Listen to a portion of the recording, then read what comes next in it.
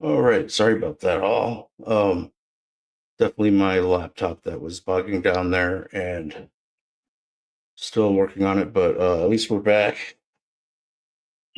That really sucked, but try and get everything back out on the live again and continue where we were at if possible. Everyone may have just dispersed or whatever, unfortunately, but you never know. Um, We can give it a few minutes. I know that the really, panelists are planning on coming back.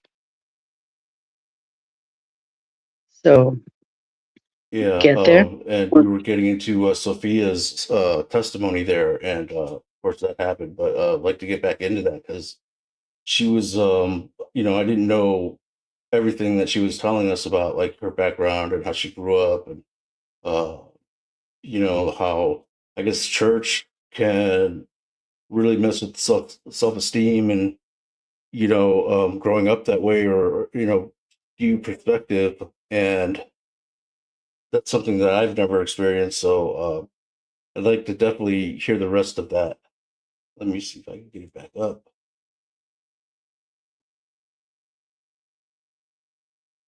This is definitely looks sloppy as hell, I'm sure. So I apologize for that, everyone. But trying to get it recovered as quick as I can. Are you For dropping some the reason, link? my connection, yeah, I'm trying to right Okay. now. My connection has been weird, and my laptop has just been freezing up a lot. I think it's because I haven't upgraded to Windows 11 or something. But I'm not sure. Anyway, waiting for the page to come up. Yep, and that's good. It'll take a bit for some of the people to trickle back and for us to get our groove going again. I'm sure Hank plans to come back and probably Chuck as well. So, And yeah, welcome this back is to definitely everyone in all chat. impromptu. If you want to give me a wrench in yeah, chat, I can always drop the link as well. But, again, it's up to you. It's up to you. no, definitely. Hold on a second. I don't mind either way. There, put that in chat. And hold on, Jason. Okay, at least it's up now. Yeah. Now, can Yes. you? Okay, there you are. It's coming up slow, just slow. Well, and sometimes when StreamYard updates, like it can mess each different people have different problems with it. Like ever since StreamYard updated last, I have to toggle my audio settings every time I come in on a live stream. I have to like hit this one. It's no big deal. I don't mean to sound like it's so much work, but it is irritating. And it never used to do that. So, and I know other people are having problems when they join a live. They're fine until somebody else's joins, and then suddenly they can't hear anyone. And so it seems to me that StreamYard updates affect different systems different ways. Oh, thank you for the wrench. Yeah, and I would assume that maybe, yeah, that's what's happening to you. It seems Welcome. like Yeah. since I went to StreamYard, it's clearing up slowly. So Restream, I guess, is just a resource hog, apparently. So So we'll try we're and back. continue. We're back. Sorry, but I We're really back. apologize for that because yeah, you were getting into it. It was really juicy. And do you mind starting over? I will try, but first I would like to say to Miss Bex that I do appreciate what you had said, and I hope that I am stronger now, but sometimes I am not so sure. I am still working my way through a lot of things, and one of my faults is I do tend to take things very seriously. I do tend to become very invested in what's going on, and I feel the connection. I had a person tell me one time that not only, and I hate to use this word because it is so overused, so forgive me for using this word, but I had someone tell me that I was not only an empath, but that I was a collective empath, and that was why I was kind of intense. sometimes. So I don't know if that's true or not, but I said all of the things that I said a little while ago about how I grew up and what that did to my brain and to my self esteem, and made me totally so fearful of this angry God that was out to get me and was going to punish me if I didn't have everything just absolutely perfect. And for anyone who may listen later on, since this is a new start, a new thing that DeFreak had to open up, I was trying to share that the way that I grew up was in all of these churches who, on the one hand, would talk about, Jesus loves you, but then turn right around and just condemn everyone constantly and tell everyone what horrible, horrible sinners they were. They could never please God. And there were all these people who would, there was always conflict.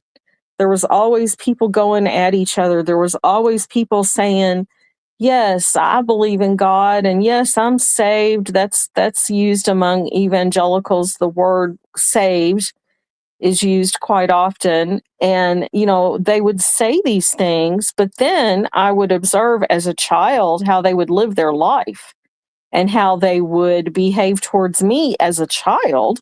And some of the things that happened to me as a child that is for a different time. I'm not going into that right now. So, but I said all of that to say this. Now that I am older, I'm not a child anymore. I am learning to read the Bible in a different way, to approach spirituality in a different way, to choose to think that, yes, there is a creator, there is something that is bigger than me, better than me, knows more than I do, that I need. I need that, whatever that is. I call it Christ because I don't know any other way to call it. That's what it is to me. However, I no longer am able to attend a church and go into a church building. I can't do it. I am one of those people that has been always the oddball out. I never fit in anywhere whenever I've tried to attend a church. So I just refuse to do it. I will go sit out in the yard and look at the sky and the grass and the trees and the birds, and I will talk to God that way. I just can't do a church anymore. It's not okay for me. But I said all of that to say this. My original question was wanting to find out towards Miss Bex, some of the things that I read that you express, you seem like you are grounded in some sort of a faith practice, and that you're okay with it, and that you're solidified in that. And I would like to know about your experience in that, if you feel comfortable sharing it. And if you don't, I completely understand. Thank you, and I will mute myself now. I really appreciate that, Sophia, and I can hear how much it all means to you, just with how moved you are by your own shortcomings or by your own choices. Let's just say, even but that how choked up you said when you felt like you couldn't enter a church. I feel that, and I think that I'd love for someone like DeFreak, after I've answered your question as briefly as I can, to maybe address the importance of a physical, edificio, as they say in Spanish, which has, building edificio is based in edify. Interestingly enough, what they call every building is called an edificio, and a church is an iglesia. But again, I'm just saying like that. I think there's something to be said about a physical institution versus a congregation of people meeting to worship Christ. That being said, to answer your question as briefly as possible, which, I mean, honestly, it's such an open-ended question. I could go on for hours and hours and hours. As you guys know, I can, starting at the beginning and ending at the now.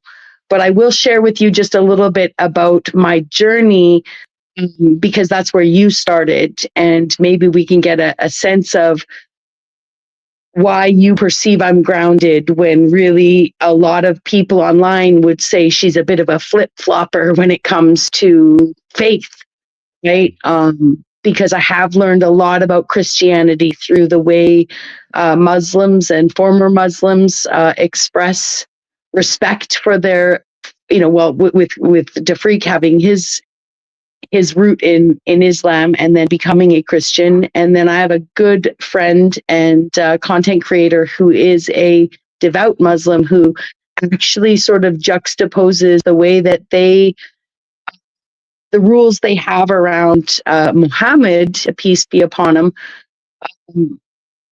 and how he sees that if he always was saying that if Christ was God incarnate and Islam believed that, then there'd be no way that there'd be curse words, like the way there would be no room for the kind of disrespect and that is in our culture offers up and slanders God by, like, so I learned a lot about Christianity through my Muslim friend.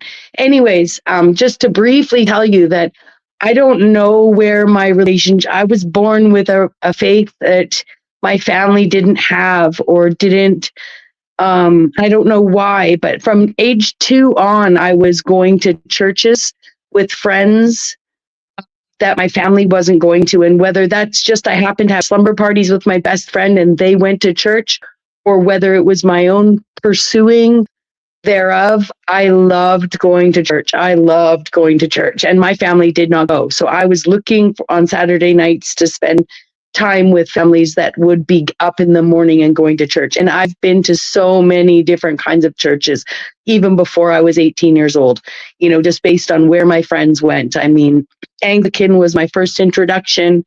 I've been to Mormon, Lutheran, Catholic, Protestant, Seventh-day Adventists. Then I met a friend in high school who was Jewish, and I didn't go to the synagogue with her, but definitely her family was really, really predominant in the Jewish community, and they'd actually held their services in their house until the synagogue was built. And so I had influence from and Baha'i friends and people of all sorts. So my dad's a doctor, my mom's a nurse. My dad is definitely calls himself, he would lean more towards atheism, but his philosophy in medicine actually has a lot of God in it when he learned.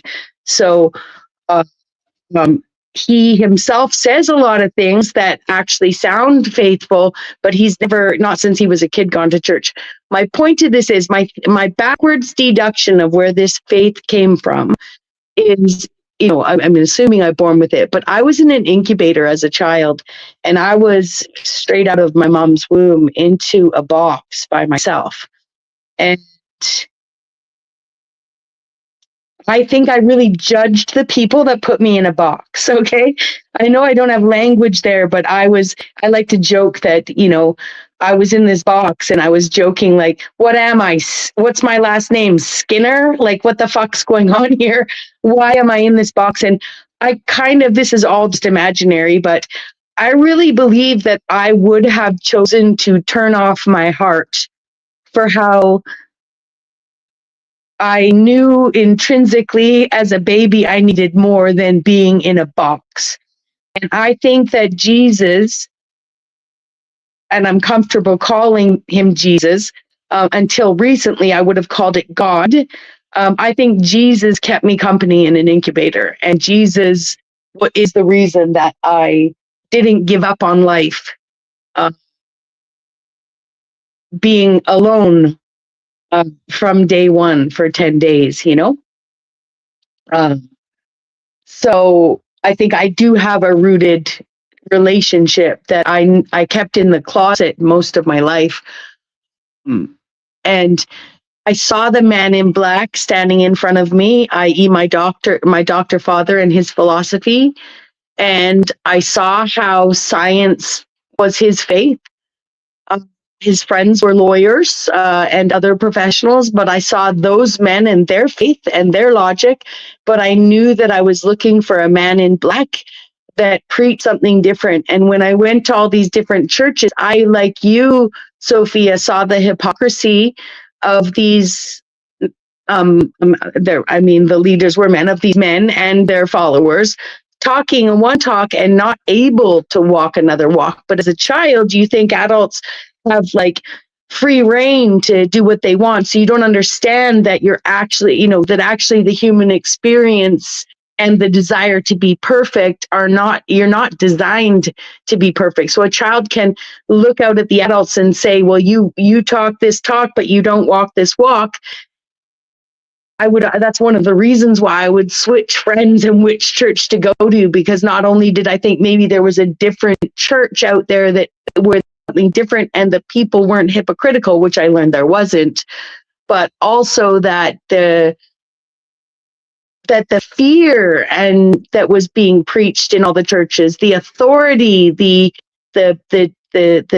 punitive approach that I felt mimicked my father's behavior in the home, was something that I was not looking for in churches, and I didn't understand. And I found it too dictatorship, right? It wasn't the relationship that I'd had with the energy and the being that kept me alive in that incubator, if that makes any sense. The love was not there, right? But they're just men, they're just, and I don't mean to minimize that, because again, I'm talking about leaders of churches who are and were men at that time. So, I didn't understand that they're not special. They're just like anyone else. So I don't know. I think I'll just say that I hope I've given you enough to sort of give you the foundation of someone who's always been looking for something like you are, but didn't have the framework indoctrinated in me the same way. It wasn't forced. It was voluntary for me. And it wasn't until 2020 that I really saw the importance. I'd always been a closet Christian or a closet God lover. I'd never talked God with my friends. I'd never had friends as an adult who, where we went and worshiped together. And because of the information I took in 2020, as many people have online, I realized that I really needed to become more comfortable in that. I needed to go and seek out and have fellowship with people that would teach me how to have that language and better understand what repelled me and what drew me as a child. Thank you for listening, friends, and I'll land it there, even if I don't know if I completely answered your question. You did, Bex. Thank you so much for that. And I am so glad that you're here, and I'm so glad that you had Christ's presence with you when you were an infant and you were experiencing that, and that it has brought you to where you are now. And I greatly respect that. Thank you for sharing your story. It does make sense to me, and it's very helpful. Thank you, Sophia, for asking. And thank you, everyone, for your patience with my long-windedness and my ability to just talk and talk. So I hope I've displayed the ability to rein it in a little. And again, I shall yield to DeFreak, Hank, and Sophia. Well, I mean, maybe, it's a timeline wise a long explanation, but it's still linear and it makes sense. So like it doesn't, it's not like fingernails on a chalkboard listening. So I what I'll say is, not growing up religious or at a church or anything, like when I needed the church, kind of there was really only one that answered the call, and I knocked on a few doors and they basically all rejected me. So it felt weird, because I had found God, and I thought I would just be, welcomed with open arms, whatever. But like you could go into a church and say Holy Spirit, and literally they'll just say, get out or something. And it's weird, So what I found was that this whole church arrangement, and at least in this country right now, is a lot of it is a late 1890s style, like traveling revival tent, band playing, social, emotional experience. And it's not really a spiritual experience. What's the difference? the difference is one is a social club with hierarchy and clout and all the politics that kind of comes with it. The other is more where you go to, gain fellowship, which I guess, you'd like to be able to separate those two, but it's probably really hard to do that. But I know that's my point. It's learn not- about God and try to get closer to God with knowledge and with maybe just sharing testimony. I'm not sure how that Wouldn't would it- work exactly. Wouldn't it be a natural hierarchy based on who has the most information, who has the best information? Probably, and charisma and leadership qualities, but from what I see now, though, it's more about it really is about like that social, emotional experience, because that's what brings the common people in for the 1 hour sermon, Yeah. it seems like. Traditionally, social and spiritual was synonyms. Explain that. They meant the exact same thing traditionally, but now people just don't define spiritual, then we don't know what they're talking about. So That's like right. church was the center.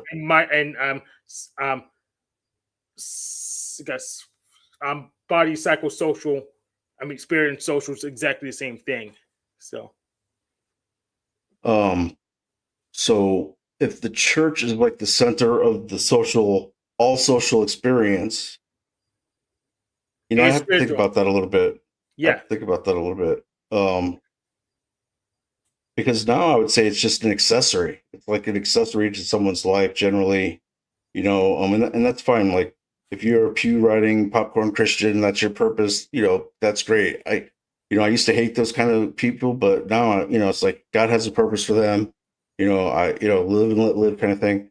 But for some people, like I just see falling away of people who should be under the protection of God, were raised under the protection of the church, going in families and everything, and they fall away. And it's disheartening for a believer like me, because it's like I see it's like an inverse effect going on, and I can't explain it. So I know it's him. I just don't understand why he's doing it. so I can explain it. So I stopped going to church like a couple years ago because they shown that they couldn't protect their own. So when Pony Boy was calling around, putting his not where it didn't belong, he called my church. The church took a neutral position instead of agreeing with me.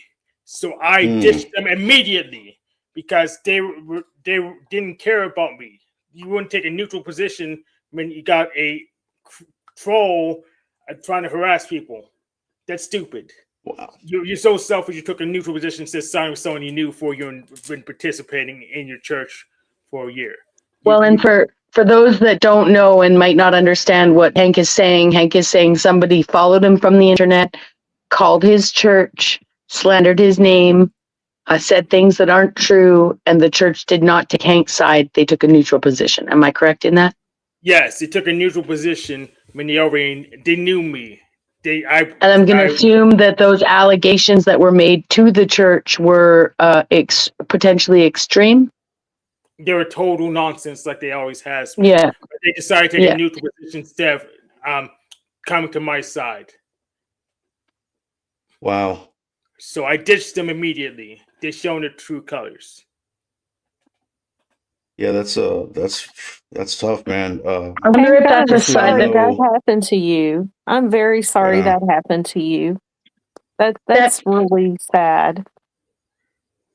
That It is movement sad. away from social and spiritual being the same thing. Sorry, Sifrika, I promise I'll keep it short.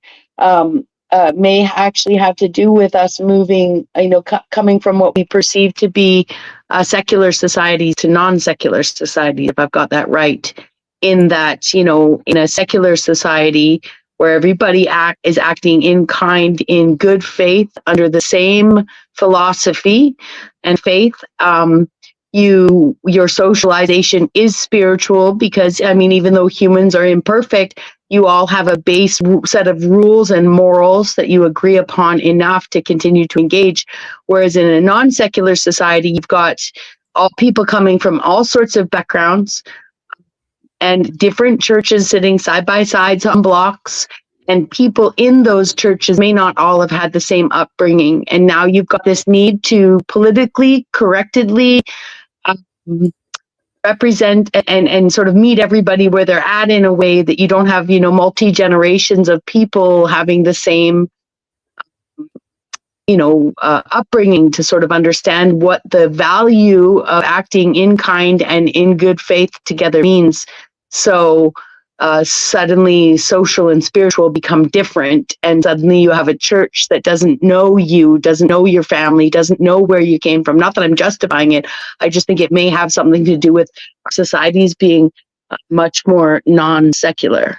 I'm using those words right, aren't I? I think so. I would say secular means like your government is not under a state controlled like religion or something, but I think I understand the distinction you were making.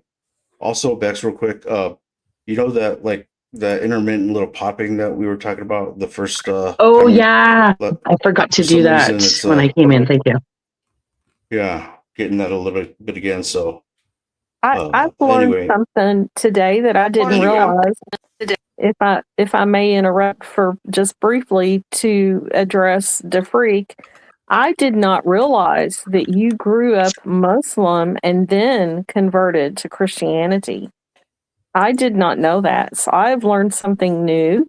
And on that note, I would like to say the book that I've been reading, which is a compilation of the poetry by Rumi, who was a Muslim Islamic mystic, is one of the most absolutely beautiful poetry books I've ever read. I don't know if you've ever read Rumi, but I highly suggest it. It's beautiful, and I did not know that part about your life that happened to you. So I'm glad I learned something new. Thank you. well, thank you for sharing your testimony there too, because you know it affects how it affects a lot of how we approach the world and our perceptions of what's going on in the world, and it definitely matters. I didn't know. I'm learning new things about Bex all the time as well. I didn't know that Pony Miss Boy was Bex that. fascinates me. Miss Yeah, me Bex is too. something else. I'm one of her biggest fans. Oh, I didn't know. What's his name? Like would do something like that, like just to save face, because Hank's exposed him like a few times, more than a few times now, and Even he's if probably it's on just looking just a for any day. payback. Yeah. So what there's so much to go through on that, but But the church anyway, was just a parasite, as far as I'm concerned. They were just a parasitical organization. There'd be no good reason to take a neutral position on Pony Boy unless you're desperate to get any money, any labor you can. well, the accusation was probably the one that he made on the OGs, with the voice changer, and so the church was probably, Oh, that didn't even happen yet. That didn't even happen oh, yet. really? Yeah. Okay, okay. So I think the accusation had to. Sorry, I could just ask go ahead. straightforwardly, but I think the accusation had more to do with Hank's competency, right? And talking about, um, Pony Boy, as you guys are calling him, used to run around saying that, Hank was basically running willy-nilly and that his care providers should be informed of to what Hank's doing, like he's some ward of some other adult, like he's not capable of being an adult himself, which is ridiculous. And I could be wrong, but I think that's where the accusations were, so that he could go in and call up people and say, look at what this man's doing, and he's supposed to be in the charge of someone else, implying he's incompetent. Am I right in that, Hank? I mean, there's a general thing, but he was mad. He was mad at me going to a liberal church, and he wanted me to be part of his little doomsday cult instead. And so I he see. wanted to pretend to be him and Derek wanted to be pretend journalists and try to ask a whole bunch of dumb questions, and then they made Come back. dumb accusations thrown in my way. And I said, and I told the judge, "Hey, I think this is harassment. We should press charges." They said, "I don't know." And if you don't know, then when he was yelling at your dang office worker, if you don't know with all of this, then I can't trust you. You're not trustworthy. Hello, Evil. Welcome. Hey, what's up, Freak? Can you give me like a minute or two, please? Okay. Yeah, so it's hard for me to go around and like it's just like I say, like if I go around to a church looking for a church or whatever, I generally don't fit in, and seeing now it's like a social kind of experience. Like if you're on the outside, then you are going to be on the outside. Like they're all in the in the mix for years probably, and so it's difficult. So really when I find myself needing to commune with God, I just read the Word. Usually the Bible. I really love living in the Old Testament prophets. Like that's where I gain a lot of kind of my insight on a lot of things actually. So that's generally what I do in order to like fill that space. Um, and then like even going to Jack Talcott show, like even talking with Jack a little bit, like those kind of connections will get me through.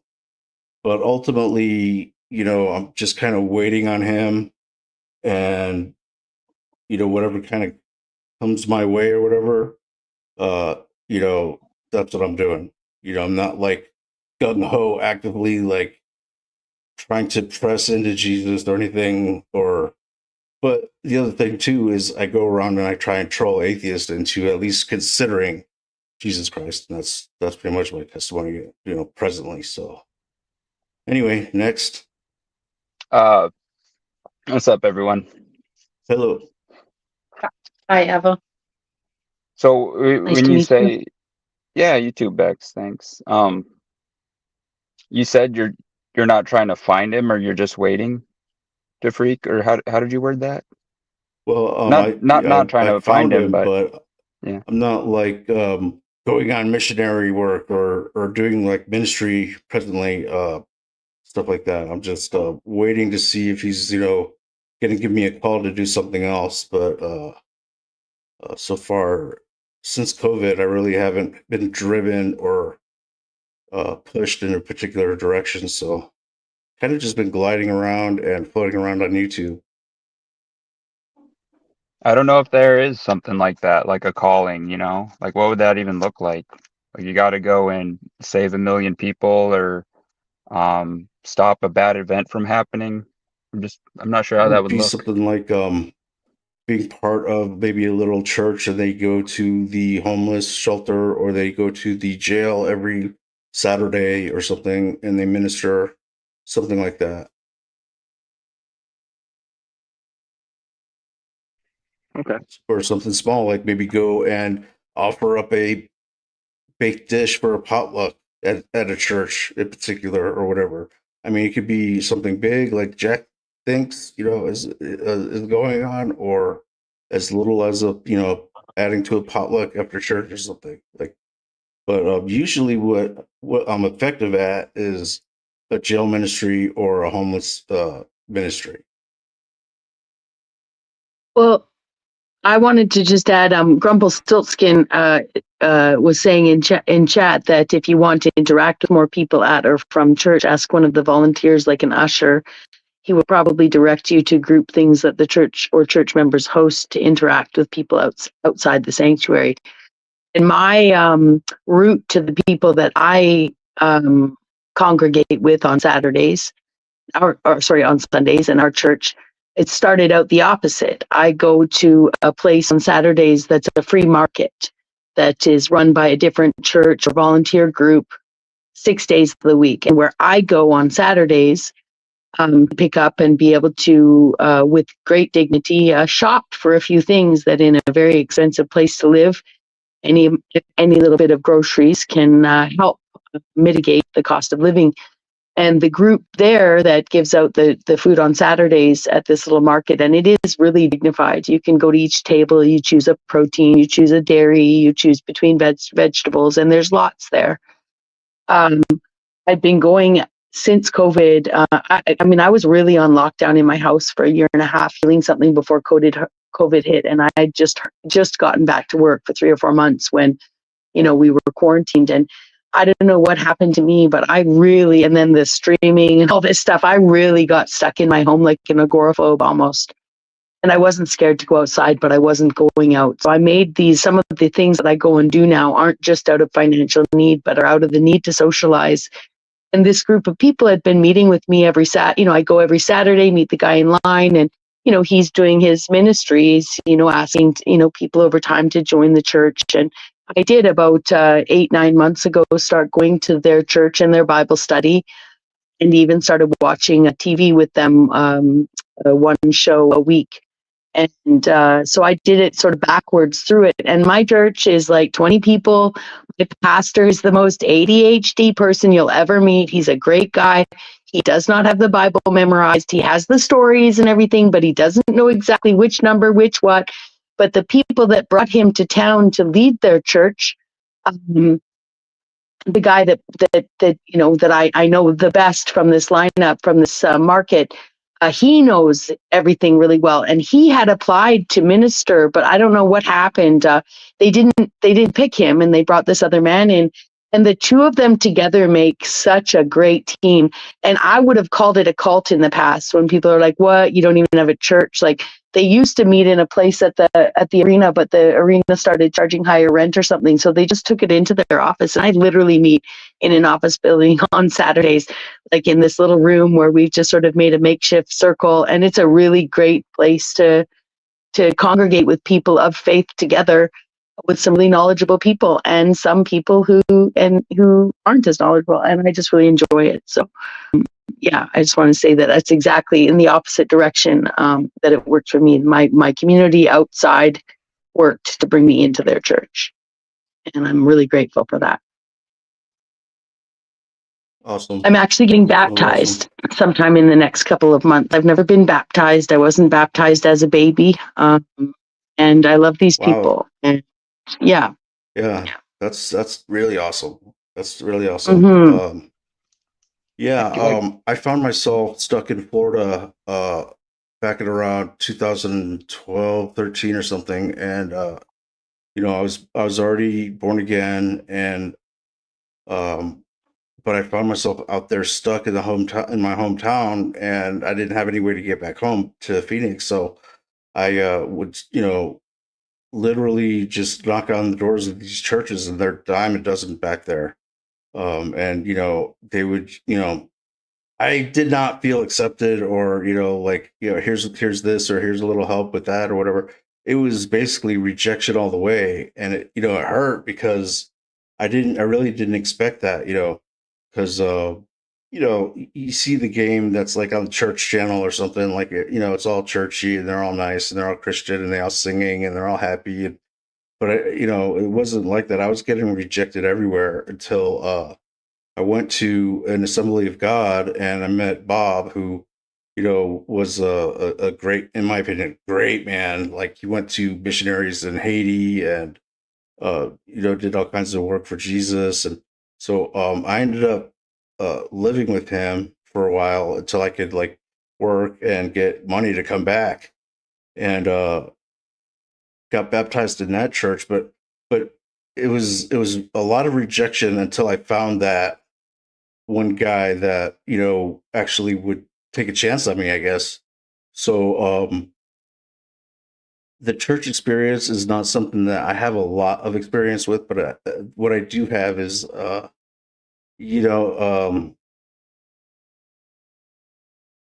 just direct rejection and then also just observation. So when I hear Sophia talk about how, being raised in it could, even being raised in it could make you feel ostracized and, lower about yourself, that kind of hurts because I imagined that it would be the opposite. But that apparently, from what I'm seeing from people and other things, that's just not the case. It could go I guess it could go any way possible. Like whatever possibility there is, it's gonna it's all over the board. People Anyway, are like still going to be afraid of the same things no matter what group they're in. So I think just like a Christian, I was in the Lutheran when I was younger, but like they might have a more steady reminder to be forgiving or whatever. They're all going to be afraid of the same things and ostracize people for whatever. yeah, and it seems like doctrine is a huge portion. The ideology and the doctrine in some churches is a lot more important than the fellowship. Or I guess it's all over the board, but like maybe you've seen it around in the Christian channels on YouTube. Like they will argue about the most minuscule little piece of like scripture, which caused 5 different sects that and then it ends up breaking down to well, you're not really saved, you're not really Christian, and you're going to hell, and it's like it gets ridiculous. You might be giving those people too much credit though. Like, and I could be wrong, of course, but my view is half of them are fake. Maybe another quarter of them actually have faith or are close to it, and then maybe not, those are wrong numbers. A good portion of them, I think, just use Christianity as like a swipe card to get into the group. And because people want to have faith, I think inherently, it's like a thing that they can work towards and feel good about. So it's kind of like a guilt-free. I don't want to say lie, but a guilt-free trick they play on themselves. Because you're right. If you did believe that, if you felt in your heart that being mean to somebody, we'll just keep it simple. If you felt in your heart that that was something that went against your character and you actually felt guilty about it, you wouldn't do it. And that's not the action shown at all. People are vicious.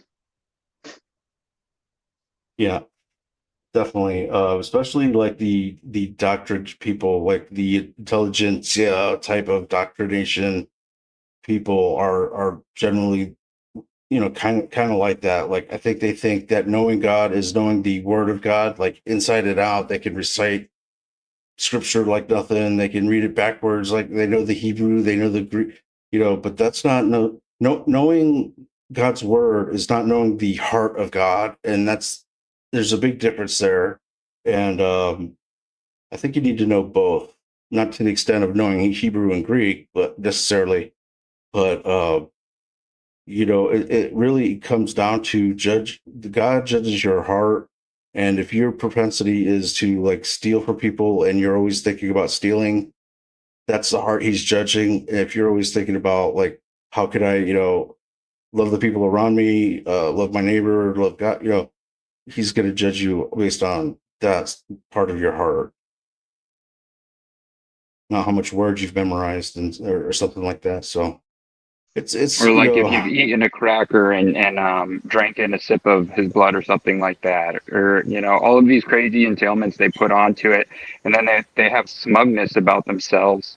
And if you try to poke and prod inward towards them, it gets even worse. There's like no good faith there. It's like on the playground. That's how I feel about it.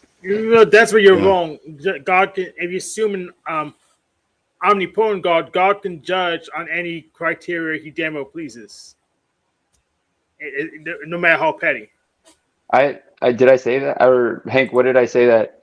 It was I don't think I said that. It's the freak. Oh, okay. My He says bad. he judges your heart. No, he judges wherever he damn well pleases. Yeah, but I mean, if you're talking about individual like circumstances or events that happen, like maybe you shoplifted or whatever, like yeah, that's going to be put on the scale. But if you're not constantly doing that, that's not defining who you are. And so, it's a curved scale. That makes sense. I mean, he could forgive a serial killer if he wanted to. It's just his prerogative. Okay, that's fine, but who's the better judge than God? I mean, if you assume, yes, if you go assume premise one, might makes right. Premise two, God is almighty, then God's alrighty. So if you assume those that syllogism, then God will be the best judge. But so if he does something that you consider absurd or disgusting, well, it's wrong if you disagree, no Well, matter what it is. the thing is, we would judge ourselves more mercilessly than he will. He's going to judge us with more mercy than we would ourselves. How do you know All right, that? so because when I saw him and I realized, and I kind of had a flashback of my life and how just selfish I was, you know, I I knew that wherever he put me is where I belonged. Like if I belonged at the bottom of the pit of hell, then that's where I belonged. But he didn't make he took that away from me because I was condemning myself, and he said, you know, that basically that everything would be okay, and I knew that I was accepted. But so that's how I know that is from personal experience. But also going back to the doctrine versus the heart thing, yeah, you might be judged for that heinous, deviant thing that you did or whatever, but justice is an obligation for God. Mercy is the heart of God.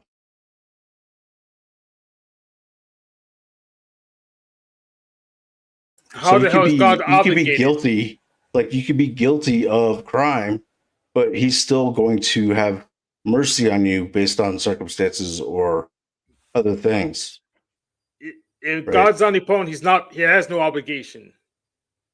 That's Well, part of but the I mean, definition. having certain attributes are required of God, like being just, being uh, So all powerful, all know. justice decides what God does. He doesn't make his own decisions now.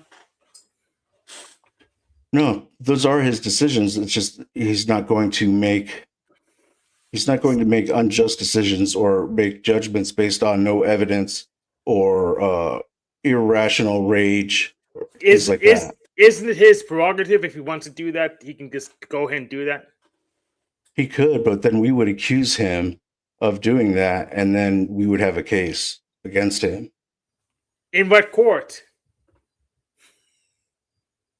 The eternal court. The eternal court. Who's the judge?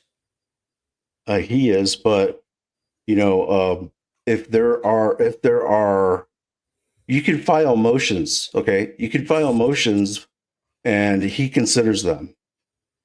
If he feels like That's it. why he's just. That's why he's just. That's why his way is the best way, because he's been through all the motions. He's considered every way, and his way is the best way, ultimately. But we, in our minds, we still want to file motions because for whatever reason, just to test him, just to want to be God, just to have it our way, But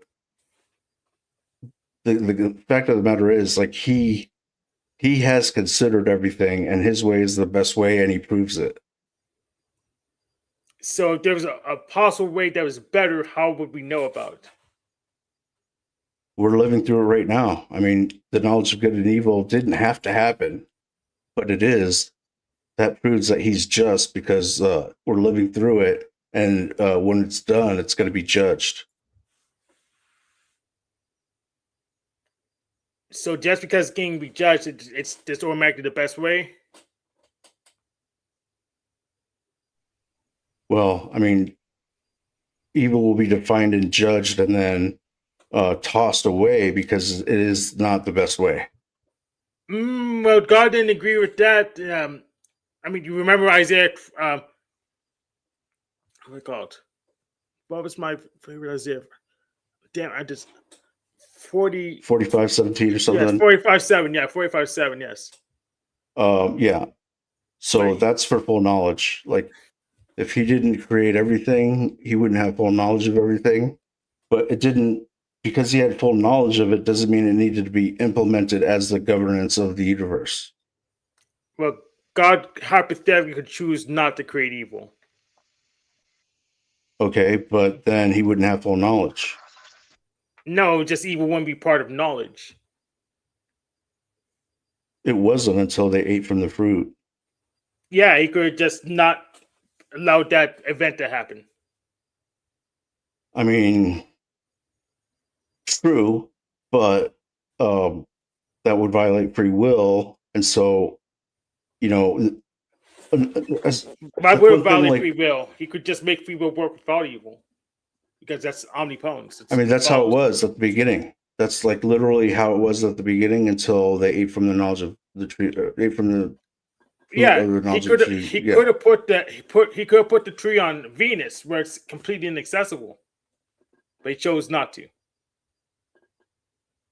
Okay, but okay, the problem is like that is a false dichotomy where it's either one or the other, but there are other factors in play which makes that a logical fallacy. So we have there's no dichotomy. He could have put it in any other place in the universe, and he chose to put it in the garden next to his things he just created. okay, but it's still a false dichotomy because you have free will. You still have to. He still does test us. You know, he wants us to choose him, and full knowledge wouldn't be realized. I had free will. I didn't exist then, so I didn't actually have a choice in the matter of whether the fruit got eaten or not. So where was my free will again? Well, in that regard, you know, we are born into the fallen world, but that's not really an argument because we're all in the same boat. Well, that's an argument. It's free will because I didn't have that ability to choose one way or another way. Neither did I. So where's the freedom in that? I mean, we're all in the same boat being judged on our, you know, deeds or whatever. So we have to just do what we, you know, make the best of what you have to play the game that's laid out in front of you. So when does God take responsibility for his own creations? I think Jesus Christ on the cross. isn't free will assumed once you're alive? Like you're saying, I didn't have free will. I didn't choose to come here. We're talking about you're alive and you have free will. We're not talking about preconception. We're talking about being humans right here, right now, and how God affects us, how his relationship with us exists, not the did I choose to come here or not come here thing. So we are, whether you're here, you're here. That's a given. So how does free will come into play? I always keep it simple for myself: is a vote for the good guy, a vote for the bad guy, or no vote at all. You have those three choices. And technically, again, someone can correct me because, again, I've already let people know I'm self-learned and just learning and studying under others now. In some ways, a vote for the bad guy is better than no vote at all. And I'm not telling people they should be Satan worshippers, but what I'm saying is by default, if you believe in the devil and you understand where that story comes from, then you are by default, it is implied that you believe in God. Right? Because the devil is a part of the story of God and the story that associates us with God, like if not, you're cherry picking, right? So you're like, you don't have to be a devil worshiper. You don't have to vote for him, let's say. But some people actually have, even some Christians have more energy devoted in the devil and proving what the devil is or isn't than they actually do spend worshiping, especially on YouTube. I've had friends that are Christians because they're so scared of the devil, but it's kind of like, on YouTube they say your haters are your best advertisers. So who created the devil? So in essence, that my mind too. Not again, I'm not preaching devil worship, but I'm saying if you're talking about the devil, you are indirectly talking about God, period. Yeah, Because yeah. that's God his created the adversary, devil. right? Yeah, Well, God, Yeah. Bex, God. if I real So quick, just a short one. I would take it further, Bex, and say even to ponder God about God or God's existence would be to know Him. You know, yeah, well I said. agree. I Yeah. agree. That's why I welcome a lot of atheist theism that way. are you? What do you believe, Hank? I guess I don't even know. You'll be a contrarian sometimes. So I would say, yes, Christian idolater.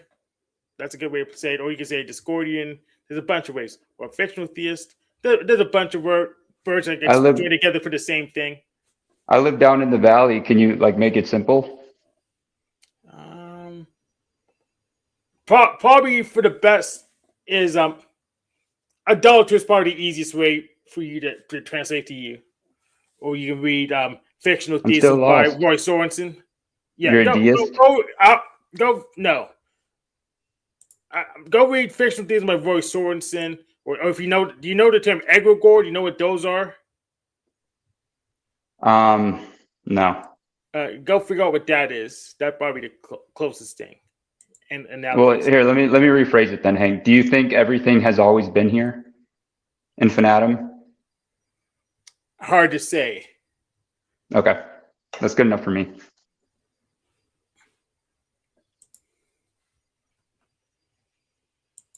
But yeah, I'm like back. even to ponder about God would be to know God. And if you agree with that, Hank, wouldn't that all right, never mind. I'm gonna shut up for a Yeah, second.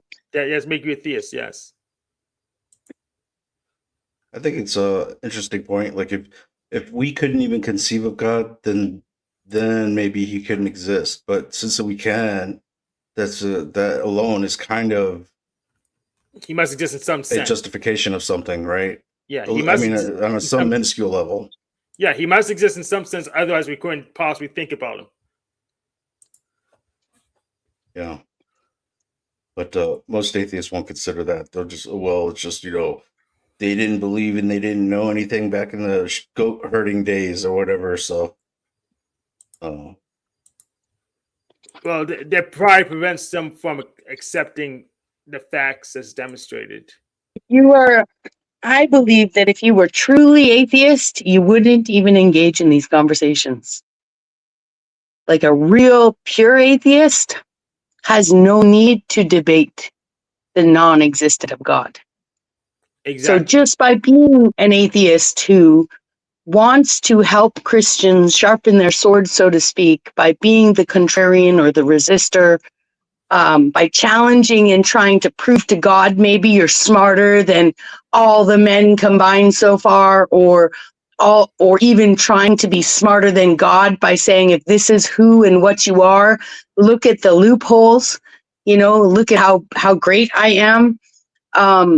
Like I still think that pure atheism would not engage. Yeah, that was a lot. awesome.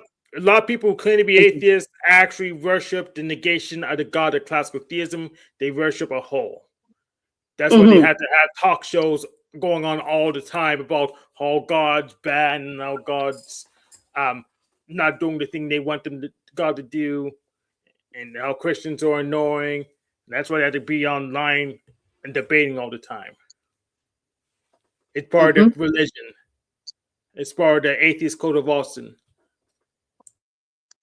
Yeah, I think like I can't say like they're 100% organized in a particular way, but some sects of them are like, well, I won't even say it because it's that like an issue politically, but like this week it seems to be they are making up all these false dichotomies to try and disprove God. Last week it was like Psalm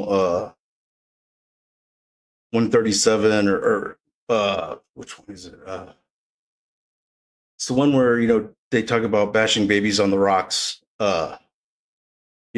So and they all will seem to be on the same page, talking about the same thing that is discrediting God, which kind of indicates to me that there is some organization in what they're going to be arguing that week.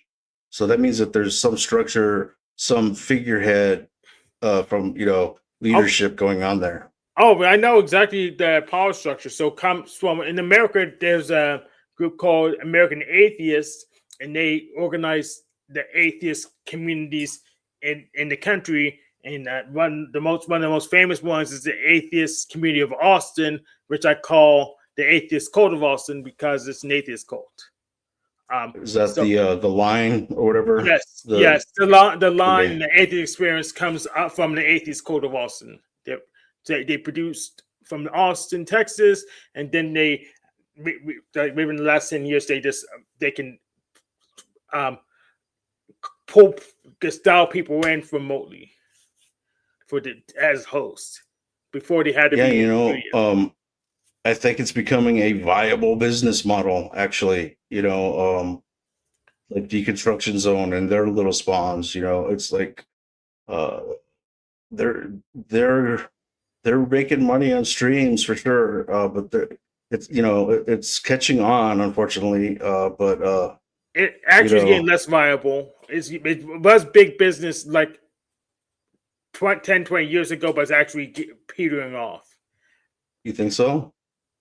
Yeah. Because the streaming is more of a recent phenomenon, right? And like if Justin's pulling 1,500 people per live, and he's getting tons of super chats, the streaming's not a recent phenomenon.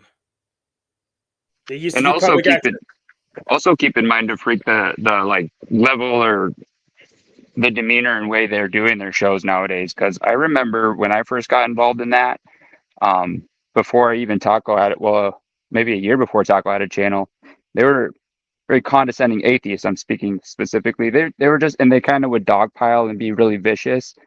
And pull the clock back to like a month ago when I went on JL's stream, the demeanor's changed quite a bit, I would say. You mean JL's being reasonable? I think when it comes to that crowd, he's one of the most reasonable. Mm-hmm. Unless, like everybody has a coin slot, and if you stick a quarter in them, they'll get pissy. I think with him, he really doesn't like going after immutables. So he'll get pissy on that. But if you just have a conversation, he will too. I was talking to him about, I had to say at one point, my faith is a little woo-woo, and it's hard to transfer that through evangelism. And then he was like, well, I got two questions.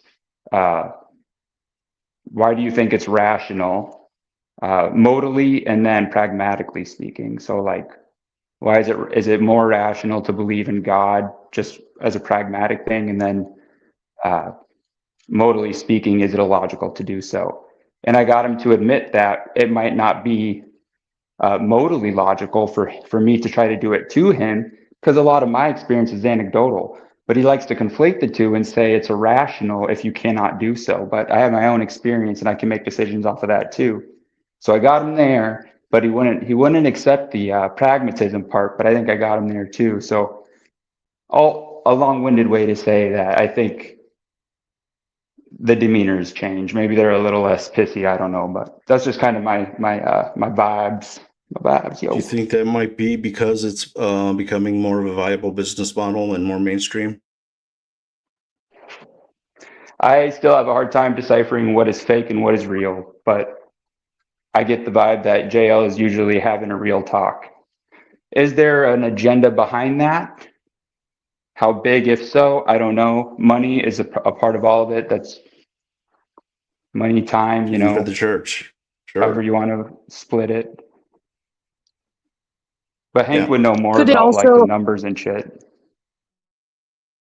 I can appreciate the business side of things, especially because we're doing this on, on YouTube, and, people are out here to make money or are making money.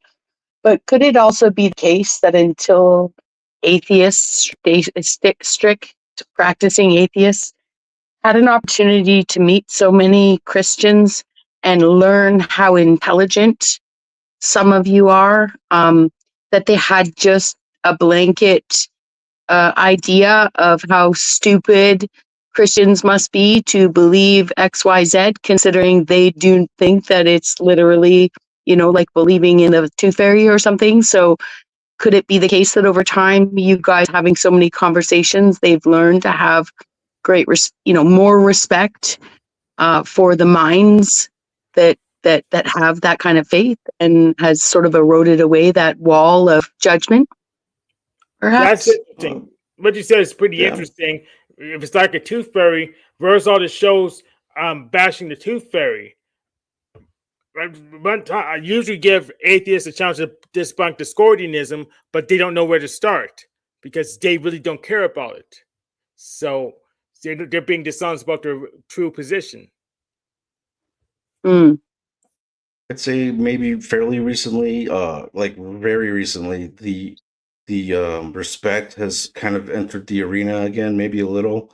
But the thing is, a lot of atheists are ex-believers, and so like maybe even up to like 50-60% of them, and they know all Good of our point. arguments, and No, there's most of them. Because I was an ex-believer, then ex-atheist, and I'm believing again because it's kind of binary. To go back to your point on that, DeFreak, when you ask like how much of it is real, how much of it is a gimmick, I will say that the way a lot of them frame their questioning is gimmicky, especially breakfast tacos. He's very gimmicky, but like this is an Yeah. example, if they would frame a question like, what evidence do you have for God? That is a silly framing because there's only 3 spokes on the Munchausen, and they're well aware of that, and they're all in agreement on that. And if we're in agreement on that fact, we know that we have no evidence, they have no evidence, end of story. So some of them are silly and gimmicky, but I don't know. I love Taco. Like, he's running a debate channel. He sticks to his guns, I think, because he has to. I think a lot of us are kind of in that. We're in a camp and we're like dug in and we're in the trench and we're not coming out to like expose ourselves. But I disagree. He's not running a debate channel. He's running a cult channel. That's why he asked me to leave, because his atheists couldn't get it in on me because my defenses were too good. So he demoted me once he was trying to get everyone on the same page.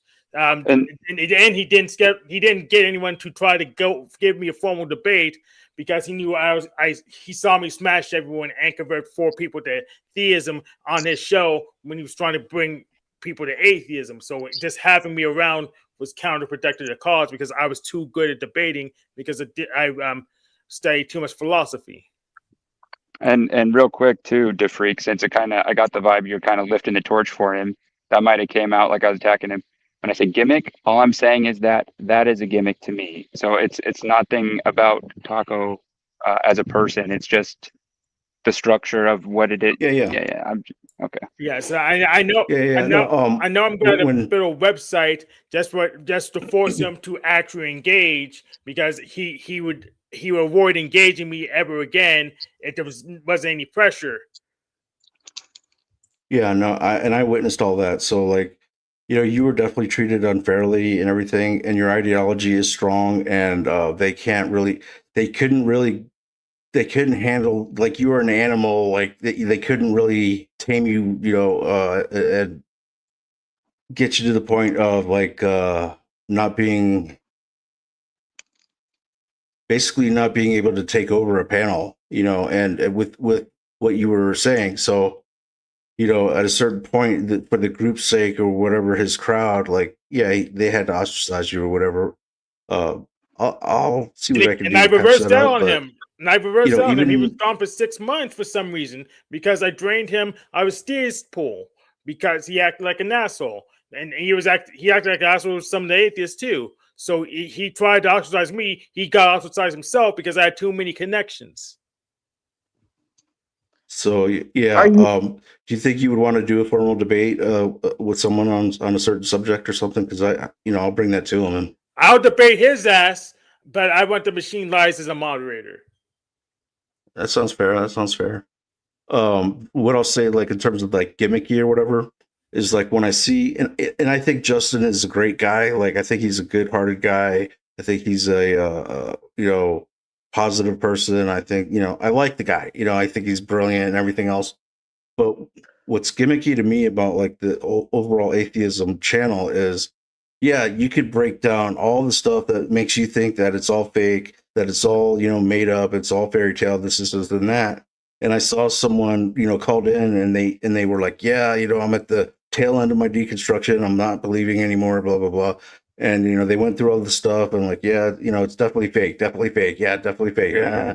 And then the guy asked him, he's like, okay, so like, what's the point of life? And like, what is it out there? Like, why is all this? And the only thing he could offer was a big fat, I don't know. That's the gimmick. Yeah, I actually have. I don't. I'm not. I don't need the machine license to moderate. I just need someone other than Breakfast Talkers to moderate his debate against me. So anyone's fine. Again, Bex, it could be Grid One. It could be Steve McRae. Anyone's probably fine, just as long as it's not Breakfast Talkers himself, because otherwise he'll have a meltdown when he's losing. Yeah, maybe, probably would. I think especially if it's on his channel. From the media perspective and social media perspective, I think gimmick can be an appropriate word, because if we were all like, if it wasn't for performance and it wasn't for clicks and views and audience retention, we wouldn't need so much. Like they want controversy. You want people who are going to engage in a way that allows some raised voices, inflammatory behavior. That's what we've been socialized to do. Formal debates, and I've learned there's multiple types. I only learned one type in high school. So I get that there are debates that are structured to, antagonize instead of just, be like a courtroom where there's two people and they get to represent and rebut. And then in the end, they get assigned points based on how well they argue. And in that kind of debate, if you've ever seen or been in a debate club, you're actually encouraged and assigned to debate the opposite position of what you might believe, right? And so if we were really debaters, people would be able to do that. And so I think that the gimmick or shtick has to do with the platform and the culture and the way, because intellectual discourse, that's my goal. And sure, anyone can be flippant and insult each other and get into their base feelings when they're feeling challenged intellectually.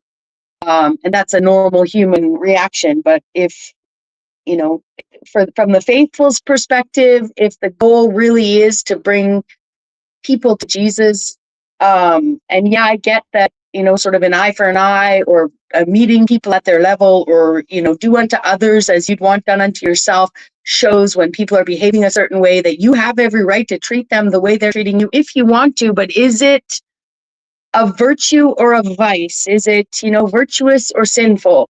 Like, will it expand your life and your energy, or will it deplete you? And I think that this app is designed to exploit the latter, which is why gimmicky questions would be not just typical of that debate platform, but it would be, it's Andrew Wilson style. It's what people even think debate is. And, in essence, there probably are atheists out there that actually through these conversations some of them have gone back to some of their faith in their heart of hearts, but actually all their friends are atheists now, and vice versa, probably for some Christians. So again, I've said this to Defreet before. I think that we have to remember that, God, if one believes in an all powerful, all creative, all loving God, that they made all the languages, right? That they talk the talk of an atheist as well. And, that this is a form of ministering, and there are people sharpening their swords, and there are people, coming towards faith all the time, and like I said, even before, was just sort of that this may be their expression of faith. Yeah, I agree with that. And like you said last time on like a couple weeks Tuesday or whatever, that the fact that they're talking about it and they're getting any kind of word is actually a thing. So I agree with that, but when we're talking about like this type of worldview and ideology, it starts to, of course, intertwined with identity, right? And so when the ego and the identity starts becoming a discussion, like, part of the mix, and that's where we find a lot of the resistance happening, and because it's so integral into our human experience that it's hard to see a lot of movement on either way. Like, but I do believe, like what you said, that little by little, and it goes both ways. I'm sure it's all over the board, but Jeffrey, oh, yeah, go ahead. on that identity thing, you could look at it another way too, where it's really useful to us because this is, I go to identity when people try to say that, like, this is the biggest critique from an atheist, as far as I've seen, is that if we didn't have this false belief around, then we would get rid of all the nasty stuff that it does, like the dogmatic hatred, the wars that are religion based. And so, from my view, you can go to identity and say, well, listen, let's pretend we get rid of all of that. We're in a hypothetical world where we don't have that, and we all just believe that the world came about because it's always been here, whatever the atheists believe. And then have them explain to you how the problems go away, because people at their core, most people, their identity comes from a group. They don't get it from themselves. They get it from some type of position they have. It's all in proximity to socialness or social groups. So if you get rid of religion, they have nothing, like they're still stuck in identity. Identity comes from groups. Groups do the same behavior. So it's just like it just takes everything out from underneath them when they want to say it would fix the world. Like their main gripe with it is a joke, and it's actually ironically against them, in my view. You're 100% right.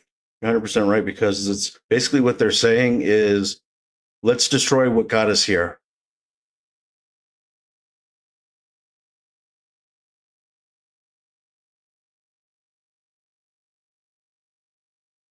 I'm trying to find a spot on. I was on Bro Joe's, broadcast, and basically, what we have are a bunch of false dichotomies, and when I called them out on it, I got dumped.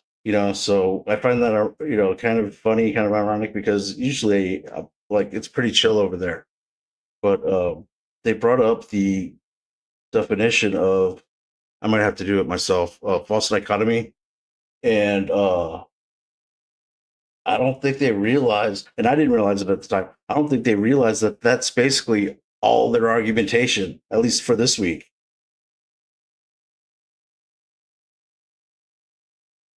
Yeah, Am I like still live? yeah, you're good. Sorry, I'm fucking trying to splice a radiator hose right now and it's windy out. Every time I brought that up, I've never heard anything that contends, or like a different way to articulate it where I'm framing it wrong. The only gripe they have, like, I just don't know where to go from there. Like, I try to Well, the think about thing it is, after they're that. saying, like, yeah, religion called all the wars and the hate and the and the bigotry and the this and the that and the stealing and the genocide, all the stuff, right? But it's also what got us to this point in time, with the technology, with the communications, with the ability to even talk about it now, with the supposed, like, justice system, or some of the good things that you could say, like, have advanced or have benefited humanity as a whole. It's still what got us here. So, like, you're talking about now, like, destroying the thing that got you here, and that is not, and they want to talk about how logical they are, and this and this and that, but that doesn't really make much sense to me. Like, what I could see tweaking things or whatever, but separation of church and state is a great example. Like, there's we're progressives forgot that progress is progressive. It doesn't just, snap your fingers and boom. Of course, that's how we all want everything, but anyway. Well, I and enjoy maybe the quote. Sorry, but, oh, go ahead, Bex. no, you go ahead, please, Evan. I was just gonna say I kind of like the way they put it on Yellowstone, where he goes, "I am the wall that progress bashes against." Progress for progress sake isn't really a statement of anything. It's like I'm gonna be at peace more or something like that. It means nothing. And then I was So just going to say that I go. just wanted to say, did religion do it or did man do it? You know, like I get that these institutions, you know, were funded and or were funding different agendas, right? And yet we already know now how the information we're given for why a war is happening may not be uh, the real, like the you know, the way it's presented in the media. You know, they're not being like, oh, you know, this corporation is protecting their assets, or this corporation wants to steal assets and resources from a country. So it's easier to sell to the people that it's belief system based or it's corrective of a behavior of other people than it is to say, hey, we want their oil, or we need somewhere to grow our poppies, or whatever it is. So I find it and I get that they can then say, even if I was saying this somewhere where someone wanted to challenge me, they would say, well, God ordered these things in the Bible, for instance, right? That where we could go even further back in time, where they could say that this is the reason. But again, you know, influencers be influencing and beguilers beguiling. And I'm not saying that book has that, but the overall, you know, the we have to look at literacy and comprehension, and we love to romanticize, like the past had all these people that at 25 years old were as developed as a 25-year-old now, or more developed, or what have you. But actually it's like comparing apples and oranges, you know. So it's a complicated to sort of blame religion for something that we chose to do as people, you know. So again, I don't know if I made a point there, but it's people love to blame the book. They love to blame the dictionary for their confusion in their misapprehension of language, just like they like to blame the Bible for decisions people have made based on their belief in it. And it's not the book, you know. It wasn't the building, you know. It wasn't even the individual congregations that did things. It was institutions and people that chose to operate under the title of that institution. So I think it's not as simple as people want to make it.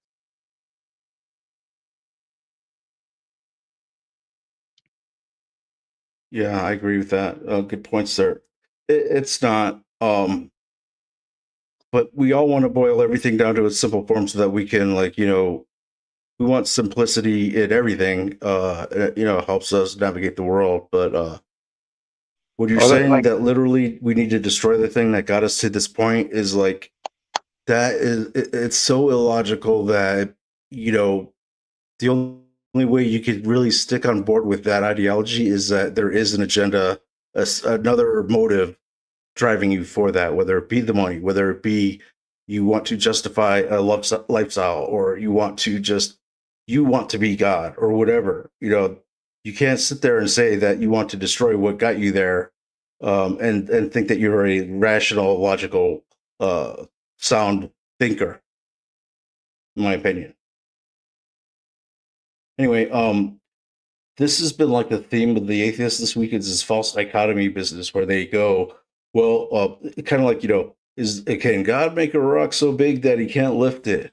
Or if he's all knowing, how come he lets the suffering, you know, or the problem of evil, and all this, you know, these false dichotomies that are either ors trying to diminish one of his like omni characteristics.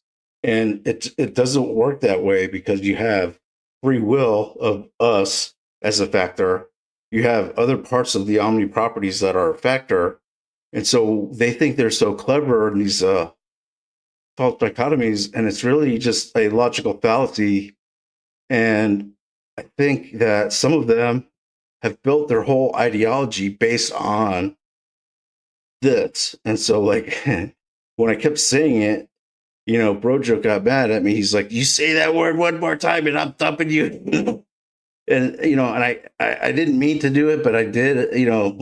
Not too long after that, and I got dumped. So then I realized, like, their whole argumentation against God and everything else is this kind of false dichotomy fabrication, and they're good at it. Like, they could come up with all kinds of reasons that, like, the one omni conflicts with another omni, and it makes sense in that regard, but it's still not a accurate or a logical sound reasoning model that they're using to do that. So I just wanted to say that.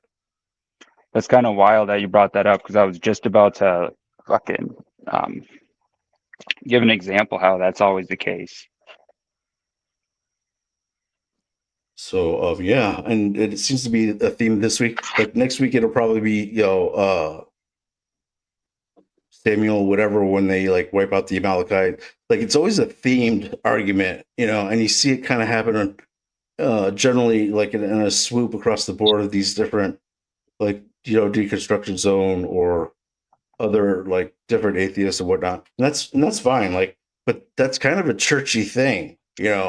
I think a lot of them have like this weird idea in their head of what it should be like the Santa Claus story, where it's a really unified way of looking at it. Like, we all have the same story of Santa, right? He comes on Christmas, goes down your chimney and gives you presents. They think that's like a relationship with God, and if he were true, then he would make it apparent, right? And that, coupled with a lack of evidence, in my opinion, is why they think that there's no God. The ones who really don't.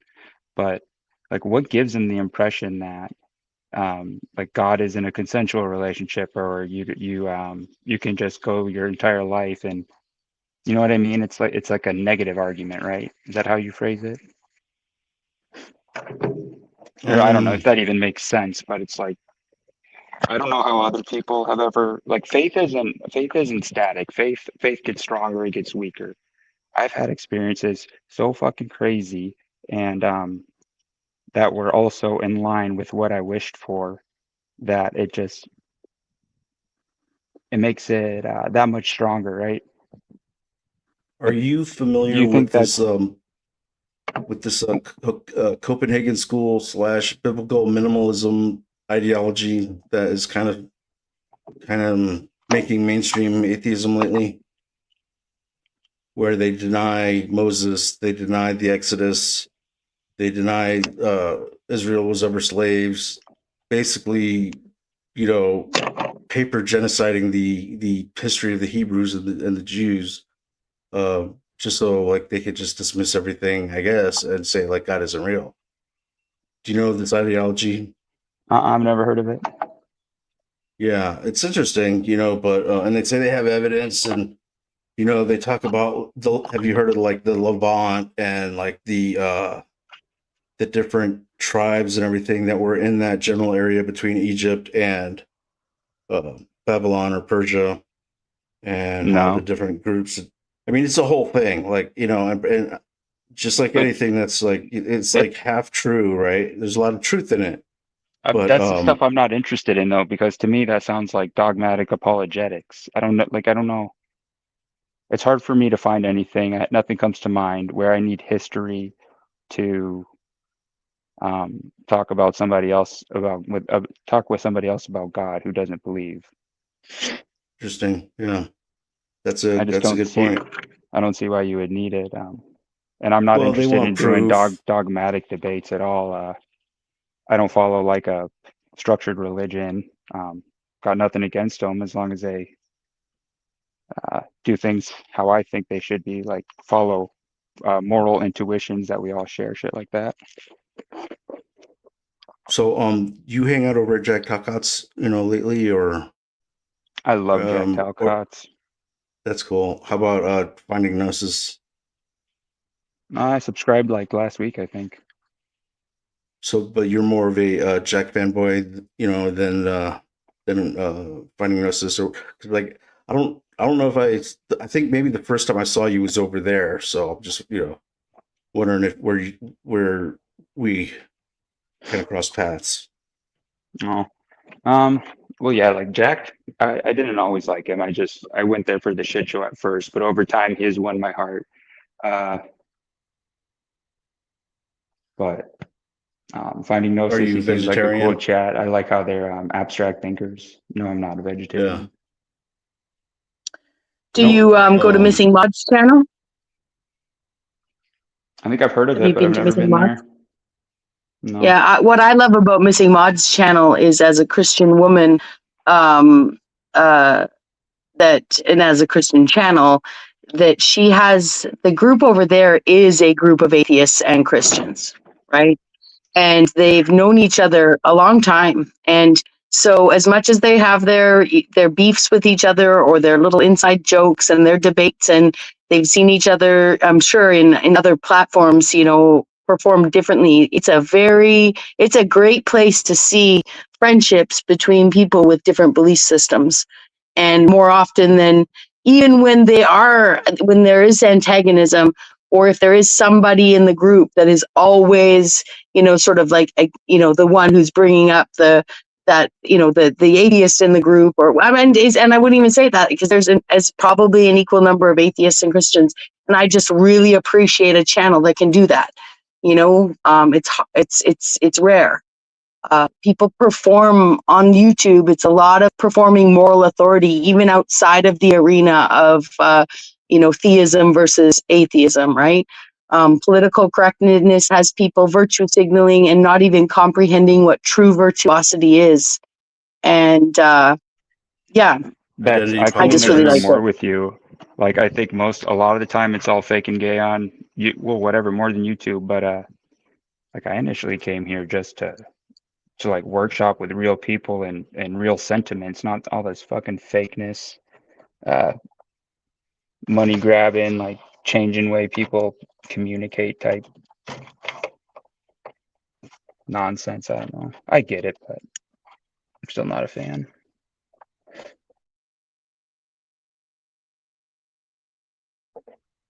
That's what you're talking about, right, Bex? Yes, exactly. Yep. Yeah. And it's actually, I hang out with AI, not so much these days, but I have conversations with AI, and the AI is programmed to be like the most politically correct person you've ever met. In fact, beyond political correctness, it's actually designed to toe the line so much that, and it's got its memory wiped with not just every conversation, but every even the more longer you go in a thread, the more it's designed to just hold on to a few ideas. It's really limited the calculative tool that it could be, because of the fear of as it develops, I would assume, of it saying things, because it would say stuff like, I don't care, I don't have feelings, but also it toes a line that I've gotten to the point of having great conversations, just by starting in, inflammatory situations where it can correct me. So for instance, going in and saying, I'm proud to be white, and having it Bex, now you're, school oh, me on why sorry. I can't say that. Sorry? I didn't mean to interrupt. Thought you were done. That's okay.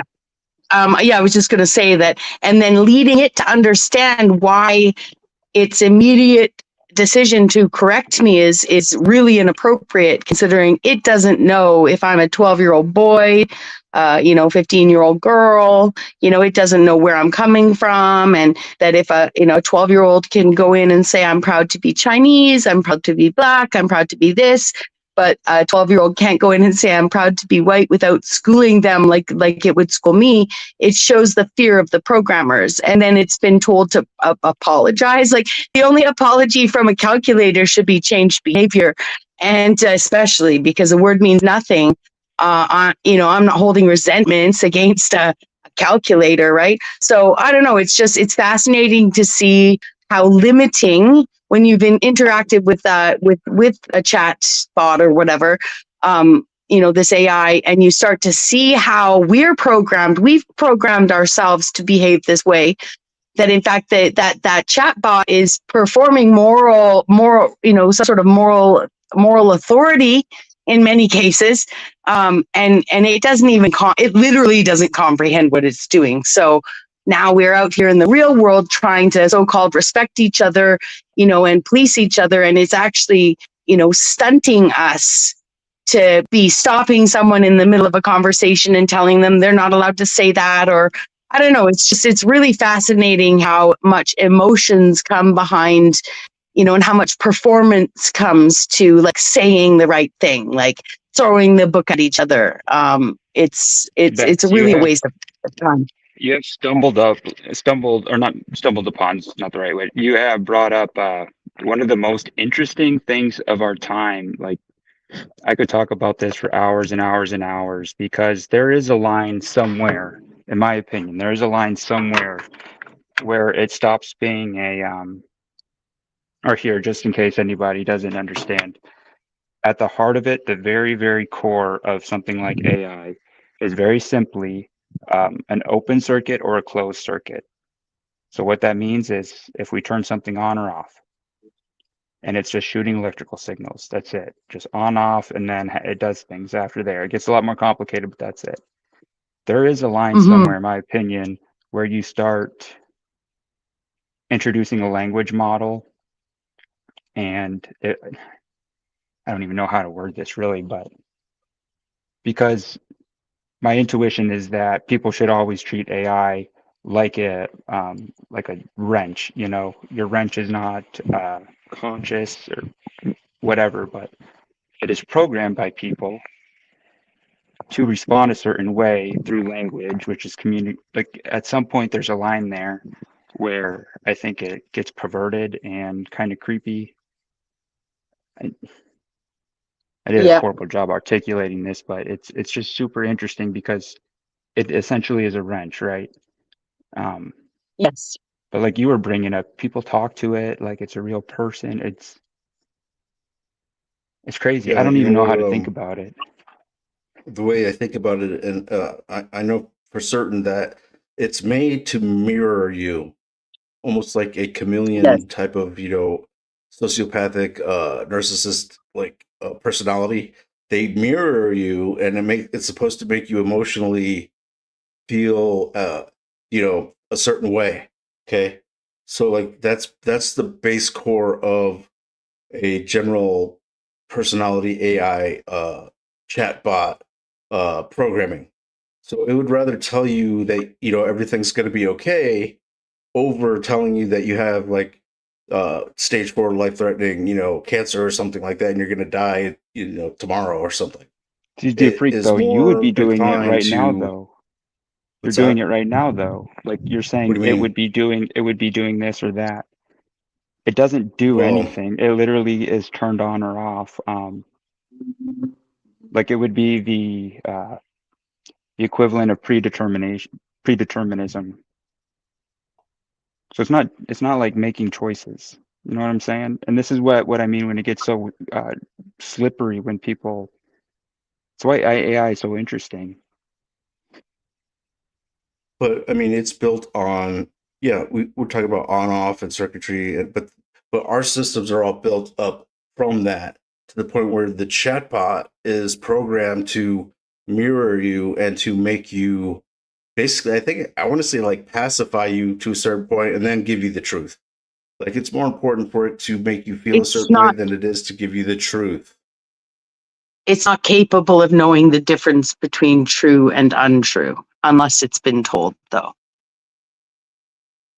It's just a word model. It's just capable of putting words together in sentences together that make sense, right? It's not, sure, if we had it, teaching, if we have a specific AI chatbot that's designed to teach us and only teach us human anatomy and physiology, and we dialed down the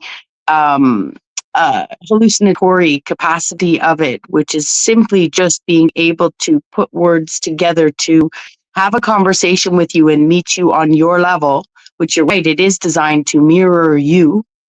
It's not allowed to ask you questions. You can put it in that mode, but it still will default back to its base programming. I haven't worked with a paid model, but it's you can give it some global commands to make it not assume and waste your time with assumptions and running forward. But it can't say I don't know, and it will come up with an answer, right? So I went to DuckDuckGo. I play around with these things a lot, and I went into DuckDuckGo.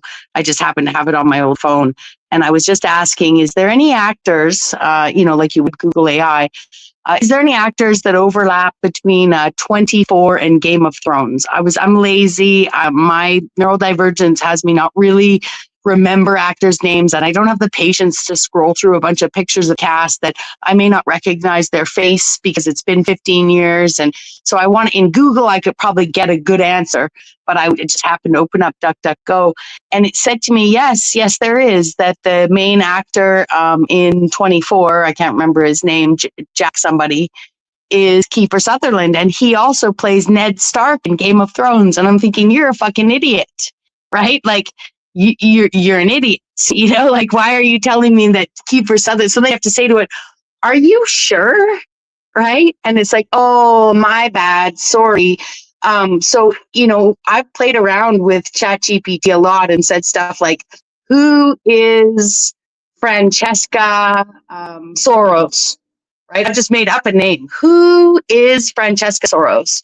And it may make a joke or might liken this made up person to, no, not who is. If I say who is Francesca Soros, it'll say, are you meaning someone related to George Soros? Blah, blah, blah. Like, so it can ask sort of questions, but if I say who was Francesca Soros, I can get the ChatGPT most of the time would just make up a full-on story about someone named Francesca Soros. And you could say, oh, is that real? Like, is that based in reality? Oh, my bad. Like, people have to be really careful what they think these what these chatbots know to be true. They do not. Sure, they have been told, for instance, flat Earth is wrong, round Earth is right, and they do have an if-then and corollary they move from. That even if you were probably trying to have a conversation about flat Earth with a chat GPT, you'd probably have to, really narrow it into a corner to get it to engage in a hypothetical with you. And because it's been programmed that that's an area of misinformation that's really wrong in the world, right? But ultimately you can, like, I've had a conversation where I said, did Moses have an iPad, right? Were Moses tablets iPads, right? And it says to me, oh, no, they were rocks, right? And then I'm like, or made of stone. And then I say, well, what is my phone made of? And, I start reducing, like, when does a stone become a pebble? When does is an ore, a mined ore that's now been turned into, and, it's raw mineral form, or whatever the term is. I'm not a scientist. I'm not a geologist or whatever. Is that considered rock, right? So so I get it to the point where I can actually get the ChatGPT to agree that despite all of the information we've been told about timelines and this and that it could be that Moses was holding, just by definition, a tablet, like I'm holding my phone right now. But it takes a lot of effort, and you have to, and most people, they just, and again, I'm just doing that as an exercise to see how far I can take this tool that should be able to theoretically have the ability to have a conversation like that, just hypothetically. Because if I can't have discourse or hypotheticals with a calculator that calculates words, what's the point in having it? It's just like, but there's people out there that are not as capable of critical thinking. And I'm not saying I'm the best at it. That's why those limiters are on there. So You just gained an echo. So do you. Oh. I just fixed my car anyway, so I got to get heading. I should be at work. But thanks for having me up, guys. It was nice. Thanks for coming in. And if I misrepresented AI, and my bad, I'm going to double check just so I make sure I'm not spreading bullshit out there. anyways, you guys have a good one. We'll see you. Yeah, until next time. Right. Yeah, nice to meet you, Are you Adam. hearing an echo? Not now? anymore. Not anymore. Okay. It had something when you closed your window, it was gone. So All right, I want to try and play this actually. Do you hear an echo now? yes, do you have a tab, a YouTube tab open that's Okay, going to your I'm going to play this. And page? I'm going to boot up and then play this. I love it. But you know what? That's what happens when you disrespect a woman and just keep fucking disrespecting her, And using you know her for what? everything she got without fucking saying thank you. You say thank you in front of everybody else, but not. Bit of it. Every You say bit of it, pussy. It only says thank you in front of everybody, but back in the back chat, who did your fucking videos, your fucking all the fucking decoration? It wasn't you, motherfucker. You couldn't even get in your own damn StreamYard. You couldn't even fucking work your own motherfucking StreamYard. He was fine. He was already on his StreamYard. He was already on there. And he couldn't take me off screen. He took everybody else off, and then he couldn't get himself back up. 45 minutes. He couldn't even change his own picture on fucking StreamYard on my fucking live stream. And he's going to accuse me of porn bombing or something. The dummy probably did it himself watching tranny porn. I mean, seriously. They don't know where the fucking shit's going. Oh man, you know. Oops. Can you hear me now? I just want to change direction a little bit and get into the panel drama a little bit now. So, there's this guy, Art Report, and I like him. He's not necessarily the most intelligent person out there, but you don't have to be the smartest guy in the room to have a YouTube channel and broadcast. You could carry a show and still like have charisma, have a personality, uh, steer the ship, in a certain direction or whatever. But this guy, he's like crashed out about a week ago on his show and started, belittling everyone in the chat, and especially some of the women in there. And then little by little, like, he just was falling down, crashing out. And then I guess he got horn bombed or whatever. And then now I think he lost the channel. And Jack there was talking about how he had like, minimal skill or whatever, and this and that. And when that porn training comment was just so epic that I actually had to clip it. That's how epic I think it is. It's hilarious. So I think that's kind of as far as I know what happened with Ert. I don't know if he's got his channel back or anything like that. I still like him. I'd still go over there. But that was an epic troll right there. And so let's kick off some Panelverse drama with that. What do you think? Yeah, I don't know anything about. I know who Uncle Jack is. I just remember him because he wears a fleece bunny suit, and it looks like it stinks real bad. I hate going into the laundry room when the parents in the building are washing their kids' clothes and the kids own too much fleece stuff. And adults get it too, but all smells like piss. Even in the dryer after it's been washed. So just side note, Jack, make sure you wash your bunny suit regularly. You look like you stink.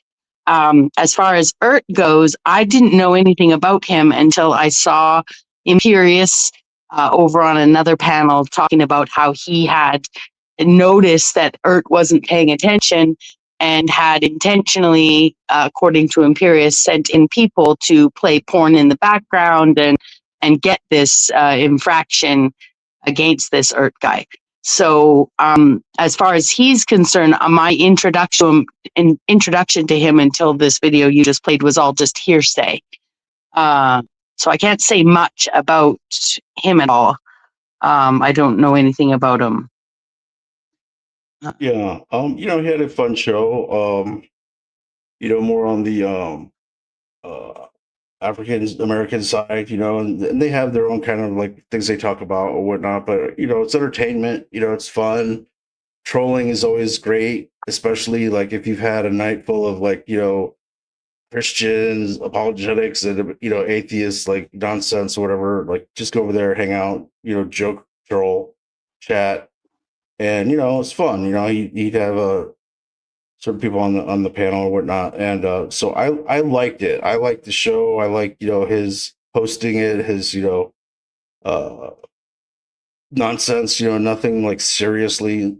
Mostly frivolous, superficial type of low level blah blah blah. And all of a sudden, like he was definitely wasted that night. He just snapped or something and started like going off on, like, I don't know if you know who Moxie is, but Yep, she I floats do. around, yeah, like a Chaotic Truth channel and other channels and stuff. And so like he just started calling her like all kinds of names, and this one would pop up, and I mean, it was an epic, like shooting star type level crash out, to the point where I knew Imperius didn't like him before, but then now I guess he had a reason, or somehow managed to pull off a bunch of different things on the guy. Like I think he hijacked like some of his accounts, and then did you say that he kind of orchestrated the porn bombers or something, or was that, did I hear that Yeah, wrong? I'm definitely not putting. I'm not putting words in Pierce's mouth. I know he said it over on Craig's, and I'm pretty sure on Zibalba's channels that he had orchestrated that. So, And probably um, in Jack's chat today, maybe, did he? Oh, or and in Jack's chat maybe, today, I don't what he know. might have said it as well. Yeah, I Yeah, I didn't was see. I've got wondering. it. I've got Imperious blocked, Oh, so okay. I didn't see. Oh, Yeah. that okay. So anyway, yeah. So like going back to the whole Panelverse politics, phenomenon, like the minute by minute, like it is real, because literally the guy was, going on, and this is late, like this is like 4 in the morning, right? And all of a sudden, like he had to have been wasted. He was definitely wasted, drinking. And next thing you know, it's like, you're fat, you were big head fat, blah, blah, you ate, nah, nah, nah, nah, and just going off and like totally crashing out, like I did on a couple of like atheist trans channels, where they would just belittle me, and I just would just crash out, basically, start using the F-bomb on them, like, and I'm supposedly a Christian, right? But there's only so far you can be pushed. But he literally just out of nowhere, like, it, and started crashing out, and now we see the culmination of like you know other people like Imperius or whatever. It could have been anybody, starting to now take action against you, in a political, like, now they're talking about lawsuits. Like how many times have we seen it now? Like these different channels, and they're talking about lawsuits. They're talking about uh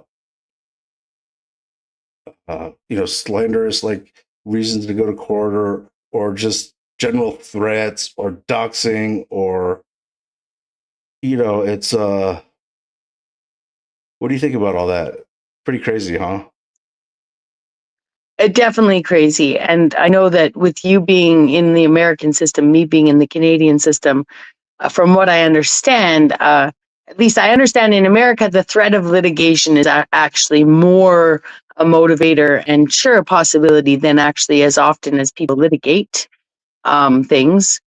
In Canada here, we don't have the same kind of like take you to court things. Like you have to prove loss, injury, or harm to like really prove that you lost income based on something someone did to you or some accident you had. You can't just, and maybe again, maybe for famous people there's slightly different because it affects their fame and fortune to be degraded and slandered, but for the average person you can't go to court because someone hurt your feelings.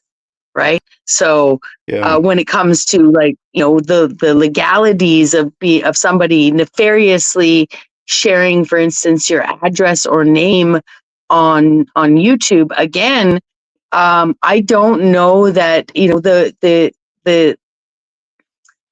the institutions that are in place to police the internet can barely tackle the real problems of people exploiting youth, like getting 14-year-olds, 40-year-olds getting 14-year-olds to, expose themselves to them. And that's a non-gendered statement. Like when it comes to a bunch of adults running around doing things on the internet, like at least as far as I understand, you'd be hard pressed to get the Canadian court system or government system involved. Now, you'd be better to use YouTube's terms of services.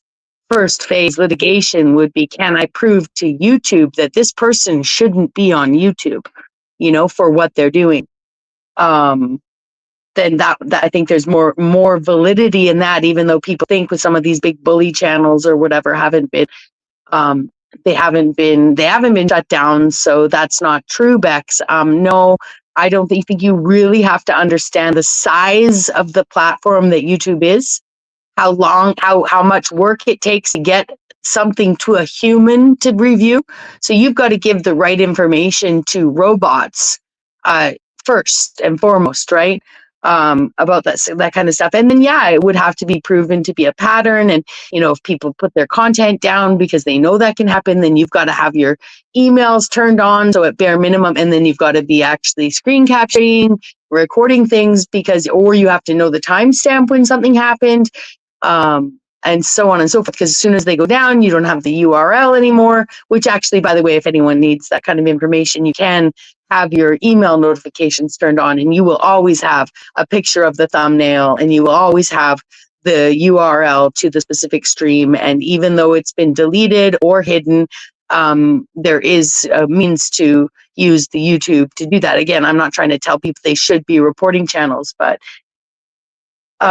even I would bet you that, and he'll probably challenge me on this, but I would bet that that what Imperius did to get ERT shut down would be something that, in the terms of service, Imperius could lose his channel for more than ERT, right? But it's proving how that went down, and likely Imperius is smart enough to send an agent in. I just mean to get somebody else to do that for him. Imperius, I think, operates off a phone most of the time, which means that you're not able to screen share and go on someone's channel with the porn playing in the background, or even with porn playing in the foreground. So I don't know. What do you think? What do you think about it? From your American model, where you can sue for hurt feelings and stuff like that.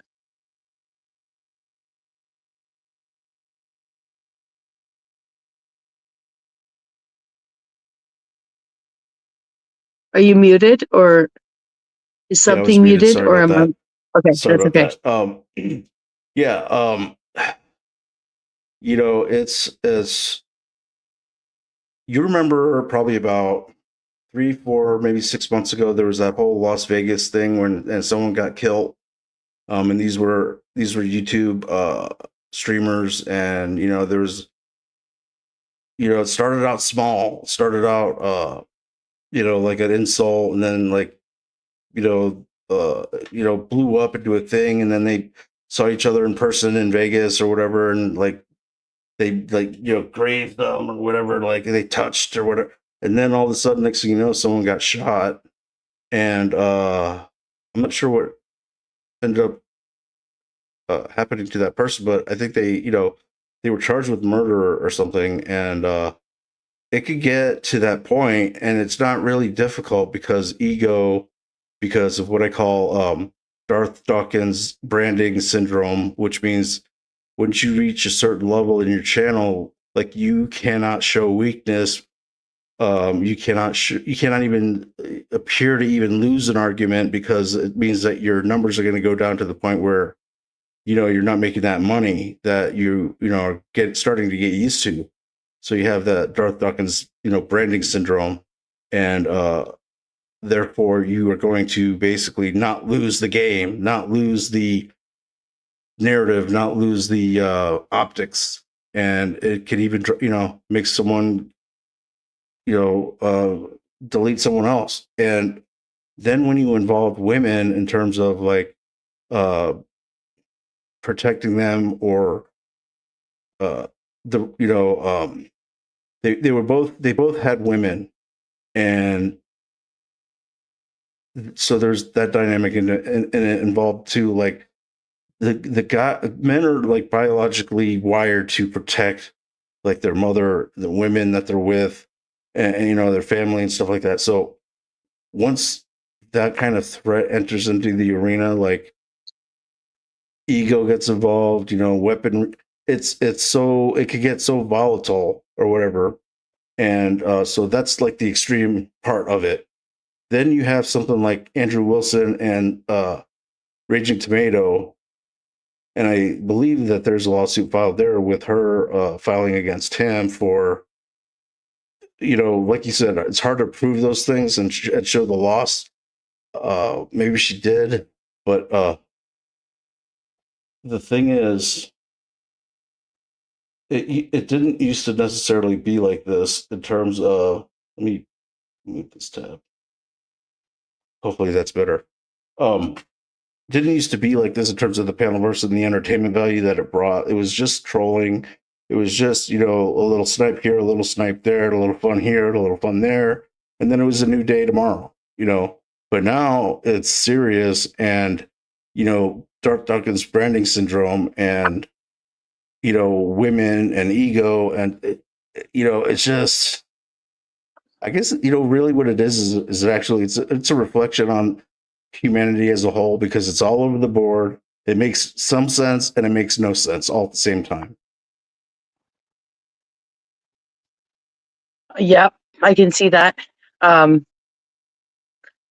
would say I have a couple things to say about that. One is in the time that I was had the most resistance, to put it most neutrally, coming my way, and to the point of it being a predatorial, I would say, and a show off of people full of hatred, wanting to impress other people full of hatred. In all of the experience of people doxing my family and showing videos of my father, that I never put out there. They were all found news interviews and stuff like that, right? So my dad had put himself out there, but I'd come out here with my name. I was actually never scared of any content creators. I've never been concerned that any content creators, it's their fanatics. It's the people that support them that I've seen do things. You can even see, some of the people that sit around some of the drama channels. People always think that Flo is the orchestrator of everything that happens on Flo's channel. That's just ridiculous. There are people that do things to impress Flo, to make content, to review, just like a content creator would make it for themselves to review somewhere, right? So again, not that I'm acting like Flo has some power over people just because he happens to be open and transparent about his approach to his channel, and then, so I would say that, yeah, it is, I think it's more the fanatics than the people you sit beside and have conversations with. The second thing I would say, and I think that, I'll be branded a feminist for this. And I think that saying that, men are wired to protect their families, which I do believe, and even maybe people they're close to, but that's not the behavior online. There's nothing protective about these men except for when they want to. For instance, yes, the other day, Imperius told us all, but definitely in the back chat of, he reduced women to toilets because they receive semen inside them. And in the chat, he may not have said that. He said women are not people. So when Imperius, goes up to protect a Moxie, right? He's not protecting Moxie. First of all, she's not under threat. This is the internet. But secondly, he's performing a moral position.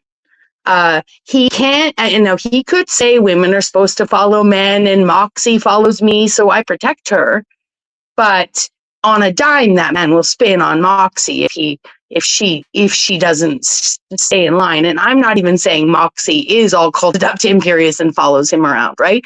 So it's performative, right? So this philosophy that you guys, no offense to you, to Freak, because I have seen you be integral with that, you know, like, and at bare minimum not go attacking women for no need. And you can't have, these men can't have the, we're going to attack you and treat you like our equal because you're here, you know, on the internet at all or something, but we're going to protect you when you behave properly. You guys, you know, again, this philosophy is not practiced. It's talked, not walked. And I didn't come to the internet to be pixelatedly protected by men. Okay. So now I have appreciated the men that choose not to attack me to impress each other. Right. And even further may tell me what great things they think of me. Right. Again, I didn't come here for that either. Like I've never online dated in my life. So, you know, I don't look at this as a place where I'm going to get laid or where I, as a 53-year-old woman who's postmenopausal, I don't even, that was my challenge of some of these people would come up and tell me, what am I doing here? Why aren't I doing A, B, or C? You must be a feminist. It's like, look, why are you putting me a marriage model, right? When I'm 53, right? Why are you thinking I'm talking to Benton because I want to sleep with him? You know, and first of all, it's a pixelated space. Secondly, he's admitted he prefers to suck cock. Thirdly, you know, you're the ones projecting onto us this coupling, and you know why. And I use Benton as the example because you know he's not one out here saying I'm hardwired to protect women, blah blah blah blah blah blah. Right. So these are talking points that actually come from ape theory as well. And apes don't even necessarily protect their families, as well as talking points that are like are actually, you know, things that, you know, are idealistic. And sure, you know, when push came to shove in a war or something, yeah, are we going to lean on the men to help us? You know, are we going to all come together in ways that strength of those men and fortitude of men is going to be used in ways that the majority of women don't have the capacity or need to be hoarding the young towards them while the men protect all. Yeah, but other than that, we live in 2026, right? So again, I don't mean to rant on and on, but no, there's nothing instinctive in you guys to protect women, period. It's bullshit. It's bullshit. Yeah. And in fact, most of the time in the modern world where men are not, you know, coming back from hunting and gathering to care for their family, right? You are trusting women to protect those children and have trusted women to protect the children when you're gone since the beginning of time. And it diminishes women to some sort of froofy, actually trans performative role. If you guys keep thinking that we're not capable of learning how to hold, I mean, if I was of that mindset even, then I would still want my husband to teach me to shoot. And I would want him to trust that I'm 100% capable of protecting my child, our child, when he's not there. We're not fucking flowers. We're human beings. So yeah, that's just me. I want to say something, you know, you're right, and that's just like I think the Panelverse, but probably also transversing into the society as a whole. But when I said, you know, in relation to the people that were on YouTube that got into the beef, that were, you know, one actually shot someone for murder, like they had wives, and so they were right beside protecting them. their. So yeah, but other than that scenario, yeah, it's a free for all for sure. But you mentioned just something just now that I want to try and understand a little better, and that was when you say that. Well, shoot, what did you say? Darn.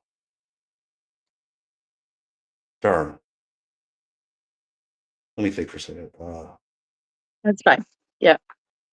And again, you said I'm something like, no. what if a man thinks that, you know, you're protecting the kids and some sort of, you said some sort of trans role or something, like, what did you mean by, like, what were you saying there? Like, I didn't understand that. All I'm saying is that many trans women perform femininity, right? They learn to stand a certain way and flip their hair and look weak and, make their man feel Oh, strong and okay. protective. And, and so it's easier to look. And that's why even half the stuff out there in the world, not to knock all trans people, okay, that's not my position.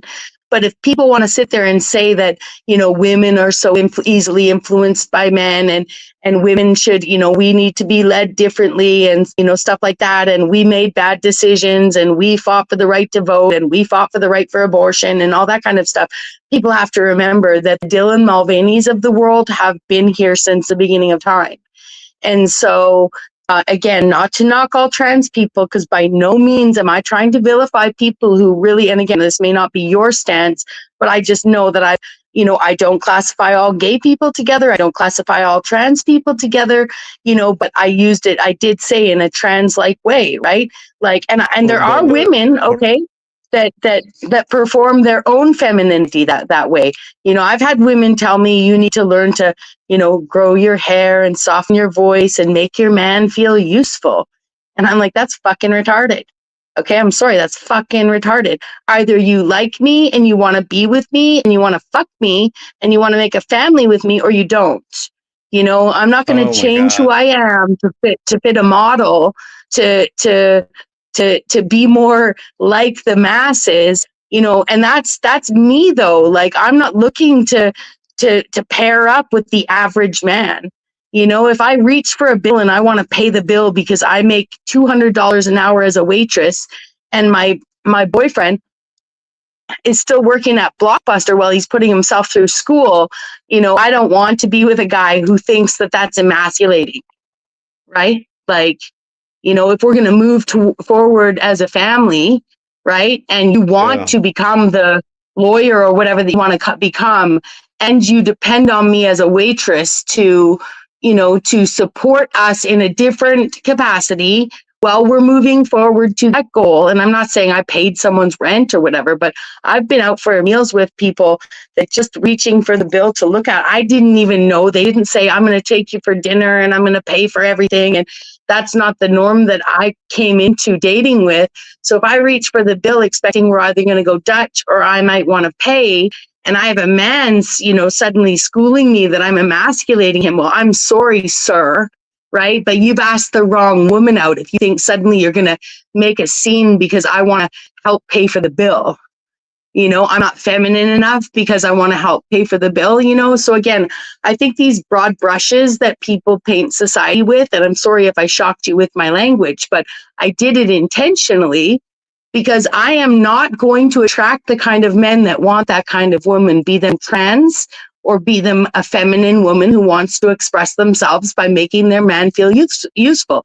Lots of women lie and say, this Andrew Wilson toss, throw this up. Maybe Andrew Wilson was trying to make Rachel feel strong when he asked her to open the pickle jar or olives or whatever it was, but there are women out there totally capable of opening a jar, for instance, and yet they go to their husband or boyfriend to get him to do it because it makes them feel strong. It's a bad example, but it's true. I don't play those games. I either can or can't open the jar. If I can't open it, I'm going to bring it to you. If I can, I'll do it myself. If you feel useless because I don't ask you to do enough things, then you need to tell me that, because you're going to come home one day and I'm going to move the whole room around. Every 500-pound piece of furniture I've inched around and done stuff, and I don't do it to make someone feel emasculated, and I don't do it because I'm crazy strong either, Okay, so point of moderation here. One of the reasons why I loved listening to you back in the day and everything was whenever you say the word fuck, it really gets to me, and I really want to make sure that you do that more on my show or our show. So, like, if you can just How remember you to do it. say that word, How you do it. you know, You're making me blush. You're making me blush however for you're gonna real. say that word, like you say that word in such a unique and sexy way that like it causes biological, like, I love that. So if you could just kind of remember in the back of your head, like think about like Okay. ways that you can Well, and if you incorporate can that, I remember would to say really all like these that. nice things to me. Yeah, and you can remember to say nice things to me like this, like you often do. I think it's a healthy male-female feedback loop. My hands are sweating and my face is red right now. So yes, I will remember that Excellent. for you, DeFreak. I love you too. Yeah. Yeah. 'Cause I think, I mean, maybe it's just me, but it's great. So the other thing too is when you mention at the first, a transperformative type of, I just realized like it really is kind of a projection or an assumption projection that uh a femininity or whatever that, I mean, I'm assuming right now, but I'm going to assume that they're not really fully understanding the entirety of what being a biological female actually is. They just see what they see on the whatever and they want to emulate that, and they don't see the other part of it. Yes. Like the rearing of kids, but they do see the Or glory, they see the glamour, they see the Barbie, they see the attention, whatever. And so that's an issue, I and they think. Like, Yeah, and especially the inflammatory ones, the attention-seeking ones, and that happens in all genders. Sorry to, we're talking about trans people, so I'm being respectful for their language. If there's someone in chat wants me, there's only two, whatever, right? I'm just saying that happens in all couplings, right? Like there's where was I going with that? I forgot what I said. The thing that they missed this was I going to say. So the extra performative ones, let's say, that want attention, be it negative or positive, when they are, I just had it again, just a second. They're performing a certain kind of femininity, and when they get schooled or when they get the attention from men that I'm going to say that we've experienced since childhood, right? Whether it's a creepy uncle or a teacher or a 19-year-old boy talking to a 10-year-old girl, you know what I mean? Like they haven't experienced the evolution of, they only see the glamour, and they want that. Some of them want that negative attention. They want that, creepy, they because they're, some of them were gay men first, we'll just say, and and to talk to the people that see it, that's because they are inherently gay men, some of them, right? If the people want to just say they're guys, Bex, they're guys, fine. As adults who are seeking that kind of attention to be seen as feminine and to be, hit on and quote unquote creeped on. There is a difference between men hitting on women and men respectfully. And I'm not even saying that you have to, I'm defining that. I'm not defining that. It's to each individual how they experience creepiness. But we girls all know what creeps are, and we've been experiencing them since the first moment our pheromones changed and our dad's friends started respectfully treating us differently than our boyfriends. Even the respectful difference of men understanding, I'm not going to let you bounce up and down on my lap anymore, and play the horsey game, because the man himself knows that pheromonally it's inappropriate, and even with children, right? So, and the child may not know that man is exerting a healthy boundary, because when you were 3 years old and he jumped you up and down, or bumped you up and down on his knee, he didn't respond. And at 6 years old, he didn't respond. But maybe at 8 years old, suddenly he's feeling something inside himself that he knows is just a biological response to bouncing up and down, in a way that's he's not even turned on by it, but he knows it's now inappropriate, right? It's just now no more bouncing on the knee, sweetheart. So that's good-natured men. The bad-natured men, which are the stories, most of us have experienced over and over and over again, and men often bring up that they too have experienced those at the hands of creepy women and at the hands of men as well, which again, that's fine. We can acknowledge that, and even acknowledge that there's no voice for that. People seem to think that because little girls are little girls, they're somehow protected by society more. Well, I can tell you that, very few cases of creepiness get litigated, right? And most of them don't need to be litigated. because not all men who are, flirting with a 12-year-old when they're 27 want to sleep with that man. But what those 27-year-old men want to do to that 12-year-old is get a elicited inherent sexual response that little girl doesn't even understand. And they should have better, so I'm just saying, in the trans world, if you're coming of age, so you're doing a rapid evolution to femininity, and you're learning to perform it, but you're also going through the hormones quickly. You're an adult typically when you're doing that, or nearing adulthood when you're doing that, and you're more open to that sexual response from a man who's seeing you, instead of as a sissy boy, the female you claim you want to be seen as. So I think that's the biggest part of the trans ideology, that they can never be women completely. And we shouldn't delude ourselves to think that, I know lots of people probably on a Christian channel like this would be like, no, we know that, Bex. I know. But society's telling them they can be, and doctors telling them they can be. And, so just challenging that model, like, no, you'll always be a trans woman, even if you pass 100%. And to respect those differences. So to understand that we as women, evolve to where we are, evolve to performing or being as feminine as we want to be. And some people downplay it simply because they don't welcome creeps, right? And it's nonstop. And, it really is. It's nonstop. And again, I'm not saying that men who want to flirt with women and want to express themselves to women are creeps. I'm saying that there are men out there that will hit on any woman that moves. And as most of us as individual women prefer, to feel a little more selected, let's say. And so most of us, that's what I would say is the creepiest of all, is the guy who's like slithering and sliming on everyone. But there are people out there attracted to that too. And, those men deserve that because they want something so bad. They're hitting on everybody, right? So again, I'm sort of talking in circles because it's public and it's taped and someone will probably review it. And, I just want people to understand I don't think men are creeps. I don't think, I really respect men. I love them. I'm a heterosexual woman, and I'm not here to tell men how to behave, but I can speak to my own experience of being a woman, right?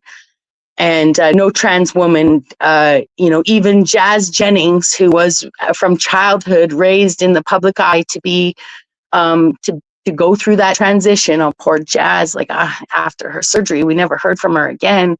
Poor thing. I'm just saying that there's a lot of depth to this, and yeah. Anyways, I've probably talked too long, too far away from our original point. Apologize.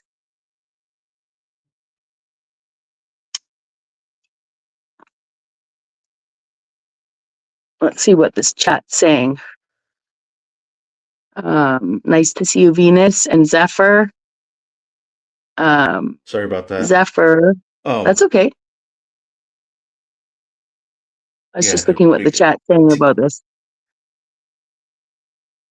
Yeah. So it's all very fascinating. Even you. So I know that you are vehemently against the pornography business or whatever. Culturally, the problems that it causes or whatever. But then you get entangled with a guy like Hormaxer, right? and you push your boundaries a little bit, and I Well, found that yeah, please. I just think that I just think that I think it's great that you have this view on something, but then you get entangled with a guy who is all about it, right? So I know it didn't there was no real climax to that interaction, or there was no meetup, or nothing. I mean, it's probably just YouTubers just YouTubing, but the fact that you would even talk to the guy and it must have been fascinating. I thought it was It fascinating. was. It was a lot of fun. It was a lot of fun. I want to Because say he's one like thing. way out there. Like, go ahead. I'm not opposed to voyeurism or exhibitionism, and even in a pixelated format, right? So I'm not opposed to the idea that people want to watch other people have sex. Okay, that's ridiculous. I'm not even necessarily opposed to watching other people have sex myself. However, I'm not saying I've experienced it, but I would say that I'd prefer to experience it in person than in a pixelated fashion. I just don't really get aroused by TV, right? I don't have that kind of fantasy mind. I'm not saying I haven't watched great love scenes that, sure, uh, uh, old fashioned late night TV that was sort of like soft, they called it sort of soft porn. Yeah, I can get aroused by alluding to the idea. I'm more aroused by the not what they don't show and what I can not see than what I can see. What I'm opposed to in the world is the trading on the stock exchange, is the business. We pay actors millions of dollars to have body doubles come in, or they claim that they're not actually having sex in these scenes in movies. And they claim that in their Actors Guild, there's protections against that and special, let's say, beyond dental dams or whatever, some special piece of fabric that goes between them so that there isn't in the scene, actual penetration. But that's also because nobody wanted there to be real porn on TV and in movies. I'll bet you more often than we've been told they actually do have sex. The point is those people are paid millions of dollars to pretend to do something that the sons and daughters of the world are being exploited to do for $500 or a hit of heroin or even, laws that allow youth in one country can produce porn. And because it was produced in one country where they may not have age limits, now it's coming onto the internet and being sold as youth porn, and because we have laws, they're lying about ages, etc., and suddenly people are watching 14-year-olds have sex with 40-year-olds, and they're being told that 14-year-old is 18. And it's the industrial complex that I'm against, not the act of watching other people have sex on a videotape. Yeah. If we really want a So, porn industry, then let's pay them the price that we pay Hollywood actors. Let's have safety and regulations in a way that allows even Hollywood to admit when they've had real sex scenes, and allow a way to have us be more mature about, why are we paying people to fake it and we're exploiting people to do it? That's what I'm against. So, And then do you know if Hormexer still broadcasts anymore? I don't know. I did look for him at one point. I'd be surprised if he didn't. Like, I would think maybe he's on a different platform or something. And actually, there'd be people out there that, there'd be ways to find out, I'm sure. Like Hurricane Taro probably knows. Oh, really? He's a fascinating character, and in terms of like what he says and how he approaches like being a man, and like doing testosterone, like their whatever, and pursuing and aggressively pursuing and all that stuff, like the whole alpha dynamic with females, and just basically a sex driven man, right? The epitome of what everyone is supposed to hate in a white man, right, is basically a Hormexer, right? And so I only saw like one or two times when you were up on his panel or whatever, but it was still fascinating because it was so entertaining, and he seemed to have been able to have charmed you a little bit, and that doesn't, I don't think that happens so easily. But you went over there from either like What's Up Cynthia's or whatever, and I think you just decided for fun, like, to show up, right? Well, But he was Tarek had able been to accusing kind of me. like charm you a little bit to the point where like you were talking with him and stuff, I really enjoyed talking to Hormexer. I'll go so far as to say Hormexer, first time I was in his chat, That's when I still have my email on my original channel. And after I'd been in his chat and he'd sort of peeked at who I was, he sent me an email, as he does to all women, with attachments of 2 or 3 of his pornos. Right now, I don't watch porn. I'm not interested in watching porn, so I never opened them, but I knew what they were. And as someone who reacted to being dick slapped the way I did a couple times publicly, it was pretty funny that I would even be getting these in my inbox. I thought this is, Flo would love to follow this arc where I'm going to take it, right? So I went over, and trust me, Hormaxer had like people who defend Hormaxer. So out of all the people that I've engaged with, which might have crazy fanatical fans, just entering his chat, saying a few things which were kind of, poking. I didn't know him at all. And having him send me those videos, and then having a handful of his most devout followers come onto my page and basically, like, I can't even remember what they were saying, because I was so quick to block and hide people back then. Or actually what I used to do was just delete all comments said on my channel. People get so upset when you delete things. But these guys were really aggressive, right? Really protective. So that enticed me, and some people would be scared off by that. But, I've been put through the ringer on YouTube, and I want to run around and challenge myself. I've told Ben Thorpe before that I would like to be his wing woman for a week. And the agreement would be that in lieu of his daughter with him, I go around with him and I agree with everything Ben says. And I think people would see Ben Thorpe hit new levels when he's saying things that he's got a woman agreeing to agree to, and it's not his daughter, right? So I just think it would be a great evolution for Ben, and it would have been a good opportunity for me to just show my adaptability. I'm not a woman who would, typically be sitting beside a man like Ben Thorpe, but I am capable intellectually of agreeing, right? So back to the Hormaxer question, when I did. Yeah, it would be epic. I think so too. Oh, hi, Zephyr. I'm sorry I'm rambling on and not staring at my screen. Hello. How are you doing? You sound Nice. light and bright. Light and bright. Thank you. Thank you, Zephyr. I really like you, Zephyr. I'm sorry I push at you sometimes. It's ridiculous. I don't even care. too. You know I what? don't know like why I you do. too. I think it's, And as yeah. far as I knew, there's nothing bad between us. That's what I thought rolls so off me too. But yeah, rolls yeah. off me like water off a duck's butt.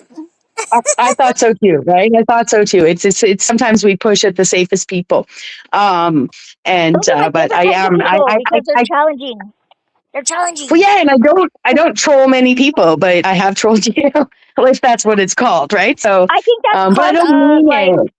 we're just like poking. Somebody's got to give a shit. Nobody else is going to do it. Yeah, yeah, Right? So I yeah. kind of look at that as I only do that with people that I like. A good point. Good point. I want to say one more thing, and then let's get to a good conversation. I wanted to just say one more thing about the Hormaxer. So the great part about my Hormaxer experience is, and you might have been there for this, I don't know if he charmed me as much as Hormaxer is a very bright man. Okay. And his arc of incel to seize your own power and don't follow society's rules and take testosterone and fuck every hole in sight. It's a great arc on to me, I prefer that over the fake orthodoxy. Like, let's get a woman, have her in the basement, we'll treat her like a daughter, we'll use her as an incubator and an oven, and she can cook for me, but she's just a child in my mind. Like, I'd prefer, if I had to pick an Andrew Wilson or a Hormaxer to spend the rest of my life with, Hormaxer all the way, even if it means I got to be polyamorous. Okay, I would never, ever go sound like Andrew Wilson.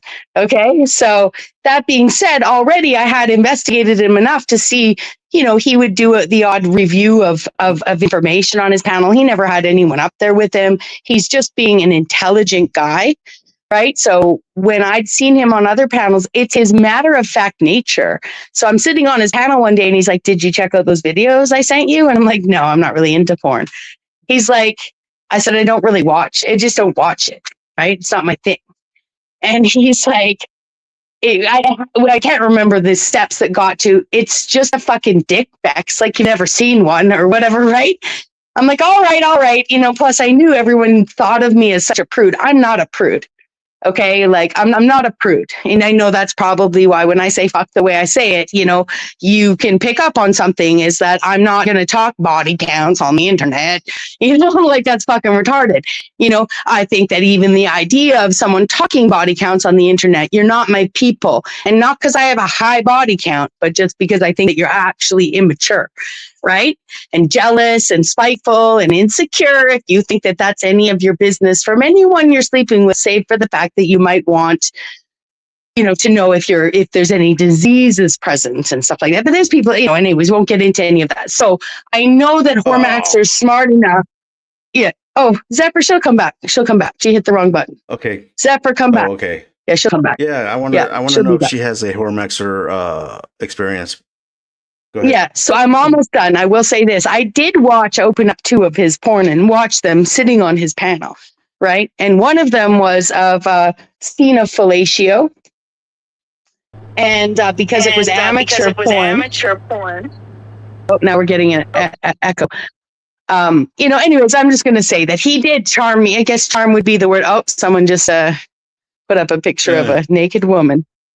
That's all right. I'll just edit that out of there, so. Yeah, exactly. Anyways, so I have seen, I mean, for all the porn I've seen in the world, I'd say 2 out of 10 videos were Hormaxer, right? And, you know, and all I could say when he asked me what I thought of it was I remember saying to him, oh, well, and I didn't even say it with that much enthusiasm, but I should have. Telling him he's porn worthy, because I thought that was nice. You play the yes and game, and he definitely was porn worthy, if that's what we're going to call things. Okay. None of anyone's business, but that's he would want it to be people's business. And I thought that was good. Then I was too critical. I was saying she's looking at the camera. She should be looking at you. You know, my neural divergence came in. But still, I played production. So yeah, anyways. Oh my God. It was, I do that too. I do that too. Yeah. So I wasn't, he could have charmed me more and said to me, oh, what do you mean by porn worthy? You know what I mean? And played the whole thing. But he also had a shtick to play where, you know, he knows Bex is never going to lay him. Right? Bex is never going to lay him. She's never going to come to fucking Las Vegas and make a porn with him. So he's not going to engage with me in any flirtatious fashion until after I've made the porn with him. So if you understand the consistency that is Hormaxer, he wasn't looking to flirt with someone who wasn't going to fuck him. Right? Like, so that's why it never went in any, but I could have guided it in a more flirtatious direction and I didn't. Because I really wanted the arc to be Bex is going to go. I was going to do the whole, because he kept asking me to show him my body. And I was like, no. And then people are telling him I'm fat. And he's like, how fat? Do you need to exercise? Blah, blah, blah. You know, and so on and so forth. It just, I was going to try and do an arc where Bex chooses to get fit to show Hormaxer her body, clothed on YouTube. So my showing, because YouTube's never seen my body. They think I'm this gigantic woman and they have no idea what my body actually looks like based on my face. And I've leaned into that. So I wanted to do this thing with Hormaxer where I go there, I get thin to go to Vegas to make porn with Hormaxer. That was going to be the arc I was going to do, moonlighting style, but I was never going to go. And he knew that. He would have known that. Right? And he just only wants to support the whole. If you're not actually enthusiastically going to be my whole, then get the fuck out of here, bitch. End rant. Yeah. Real quick. I don't know if you know this, but Ben Thorpe and Hormaxer generally don't get along, even though when they are on the same panel, it is definitely worth watching. It's totally epic.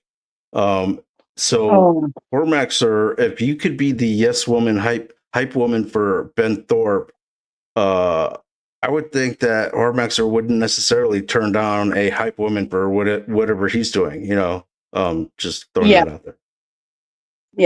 Yeah. Anyway. But he wants reality. He really wants reality. Yeah. The last time I watched Hormaxer, he was talking about actually doing a Pornhub buy channel. And that was the last time I seen him. That was a little while ago. Maybe he's moved into porn. Maybe he's actually in porn production. Anybody on Pornhub want to go searching for Hormaxer on Pornhub and see if he's been successful? I don't want to. I know there's videos of me on the internet somewhere. It's actually illegal good luck finding on my those. state now. Go ahead. I said there's definitely videos. There's definitely videos of me on the internet somewhere, but good luck finding them. No. Yeah. Good luck finding him. Yeah, Well, I good luck mean, you could finding them. always, you know, I can't even find them, and I you know what to look for. you know you want So. us to see him, so just give us the link. No, I don't have a link.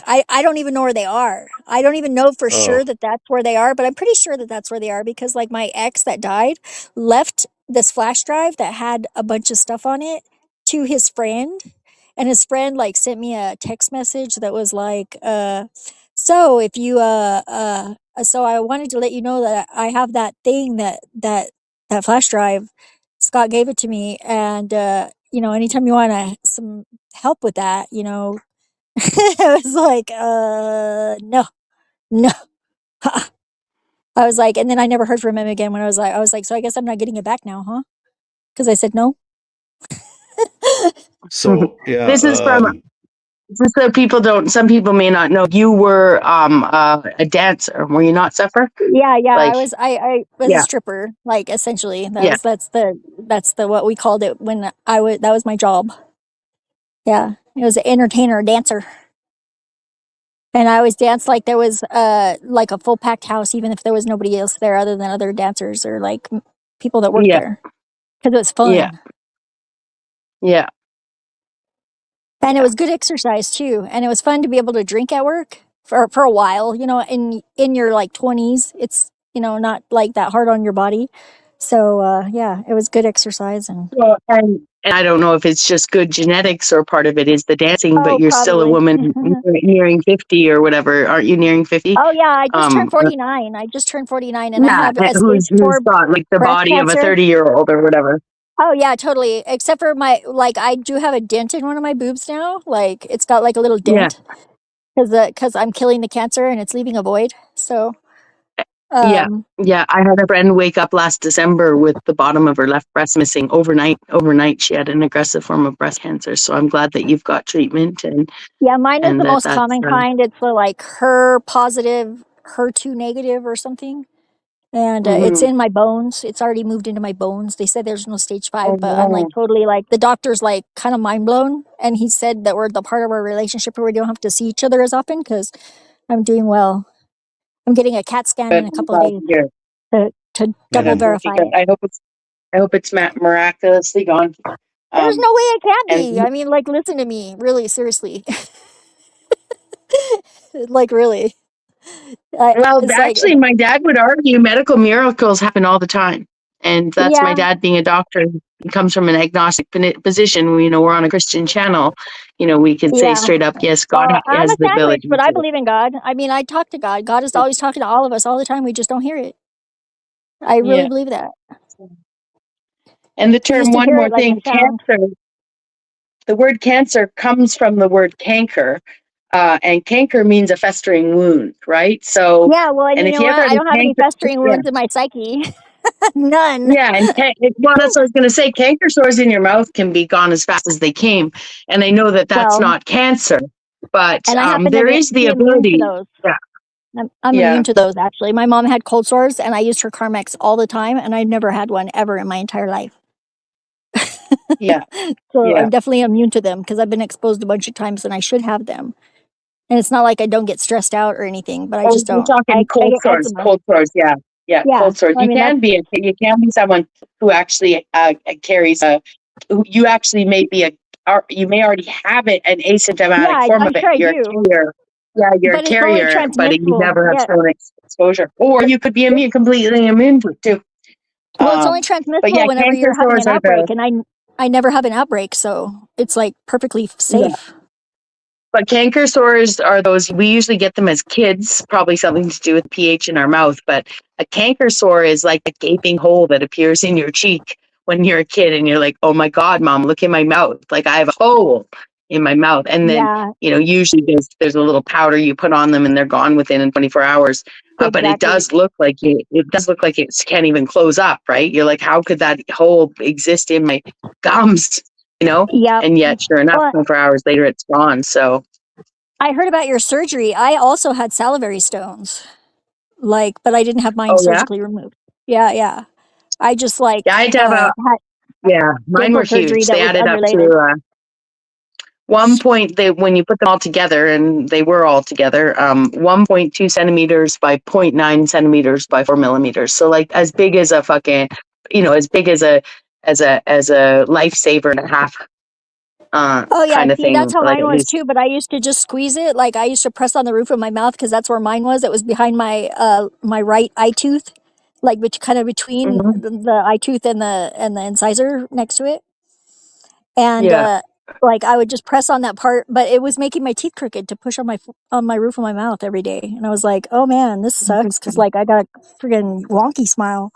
If you look at some of my old videos, you definitely see it. I got snaggletooth. They're fixed now though, and I don't have them anymore. Yeah. Yeah. Mine would be impossible to come out without surgery. Like Yeah. it's just impossible, It's and I have them in the other side of my face, like I was saying, but it's not. They're not imaging, so we'll see. I just Well, wanted and to I say think the thank you very cancer much was in too. a lymph node. I think it started in a Oh, lymph node in really? my breast. In my breast, yeah, because Yeah. I can't think of any other way that it would move to the bone. And what really was weird is that like it hit out in my body, like because I like thought I just had a regular injury, like I pulled a muscle in my upper thigh, like by my hip bone, and it was just like not healing very fast. And then I re-injured it a couple of times, like overexerting myself when I shouldn't have been. And but I mean, I was like right before this diagnosis, like I went from like lifting 50-pound bags of dog food over my head, like in the store, to like not being able to walk hardly, like, and it Very. just like hit real fast. Yeah, it was really fast. And I wasn't like, whenever they told me, oh, this is something more chronic, whenever I went, because I was like, I better get to the emergency room or else I'm not going to be able to walk there at all. I'm not going to be able to get there in a wheelchair even. You guys going to have to carry me. Hmm. Come and get me, and I don't want an ambulance But to you're have to. feeling I didn't stronger now. fucking a yeah. You sound Oh, strong. Yeah.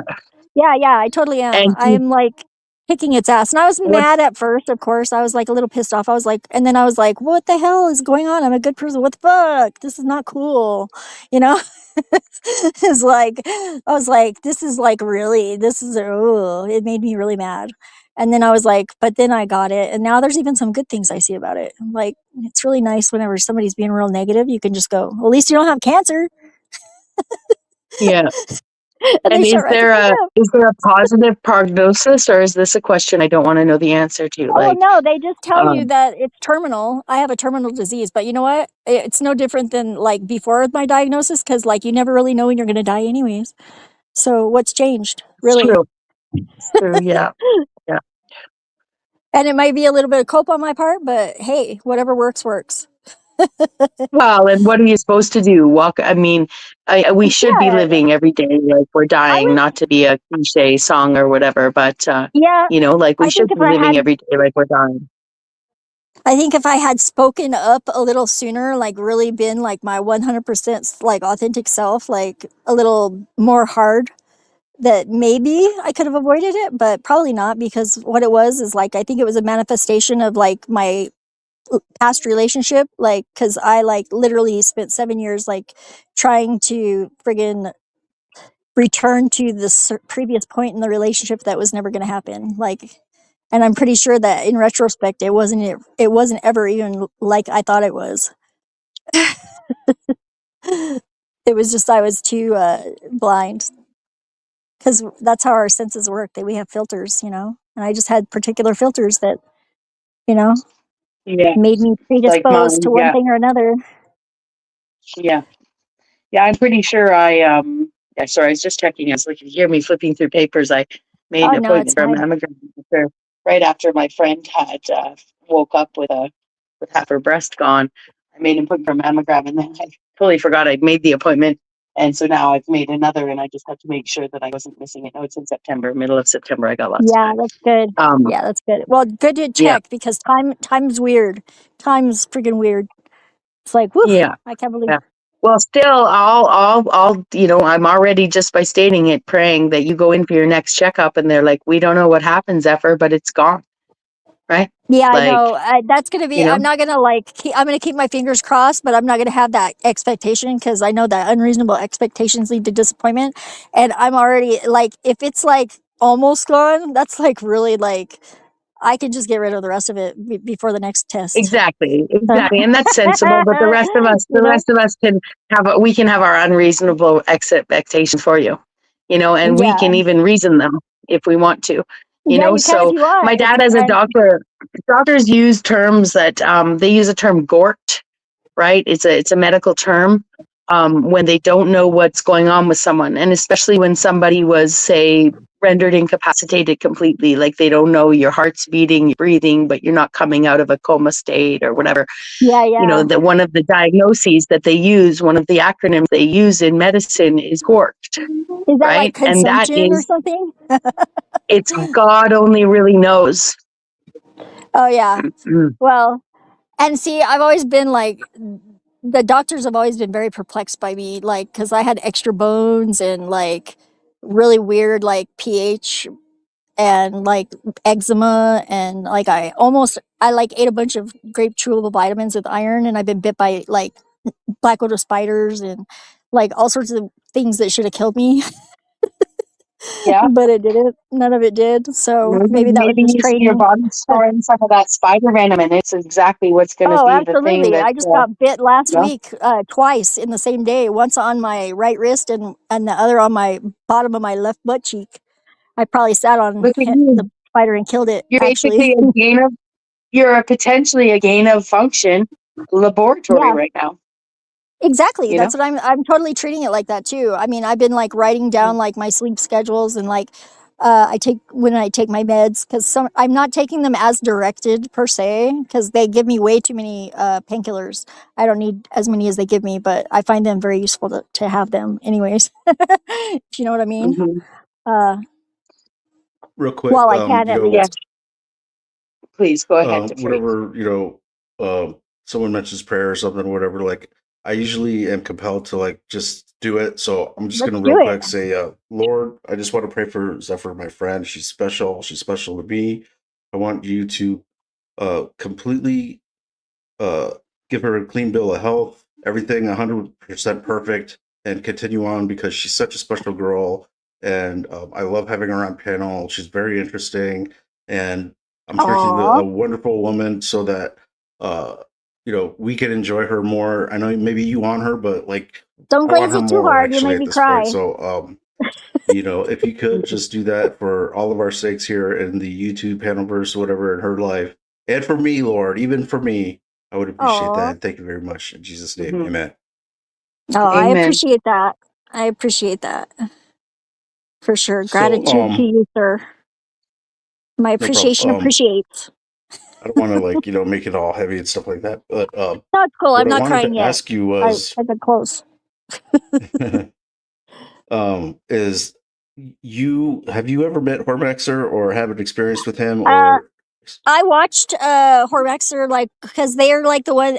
It was that Anson was going to do the show with Eternal, right? And then like all of a sudden there was something that didn't happen, and Hormaxer ended up doing the show with Eternal. So I did watch the show with Eternal once. And what do you think about like his whole, and you being I can't did you even ever encounter a guy like remember Hormaxer backstage at a stripper show or something? No, like, not really. Is he? I mean, he's pretty unique. Maybe. Yeah, yeah, maybe, but I honestly can't say that I can recall all that much about them because I wasn't really there. I was there to see Eternal mostly, and like, yeah, I don't know. Nothing stand You out. weren't in a big town necessarily either, were you?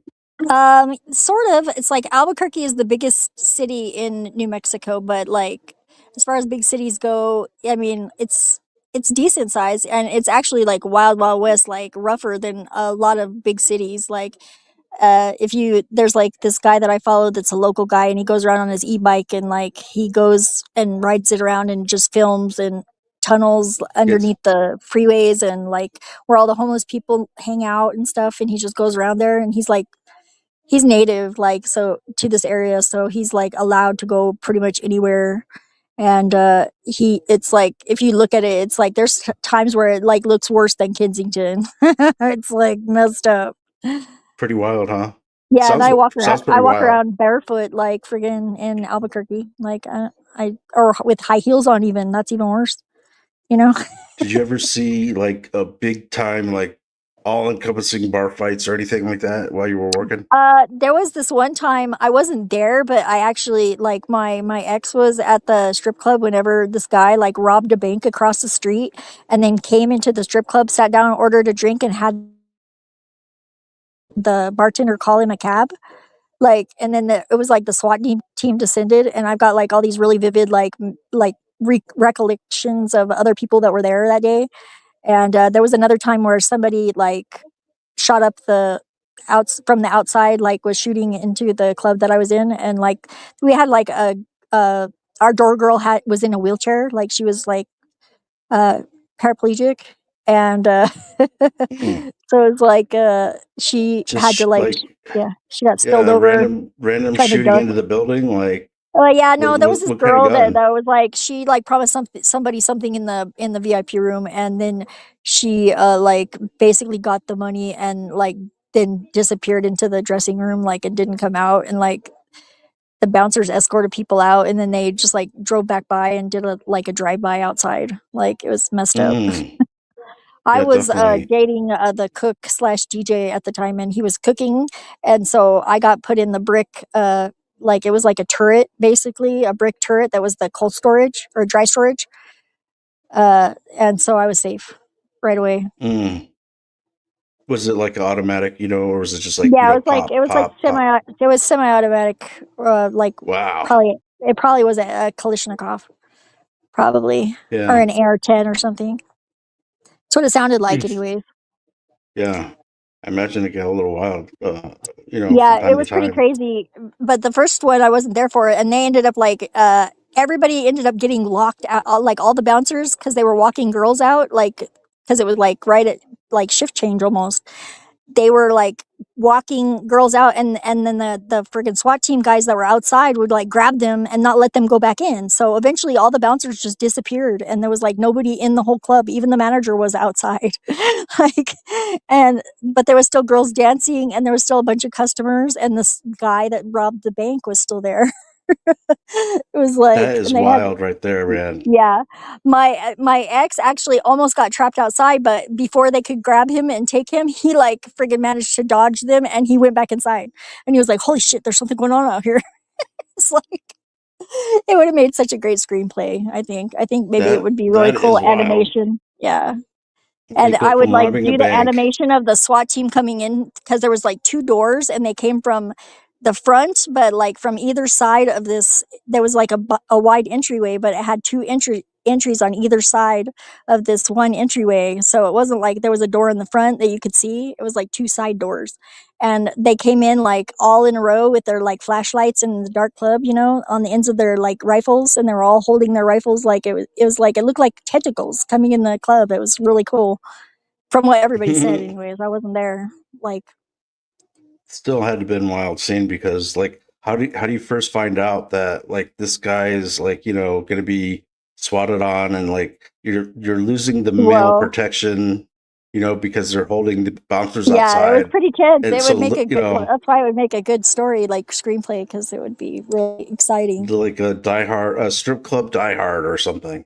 Yeah, you'd have to find like a club to shoot it in. Like, literally, the club it actually happened in is no longer. It's there. The building is there, but nobody, ever since like the pandemonium, is like a lot of places shut down, and there's only one strip club in Albuquerque now, and it's downtown Wow. Knockouts.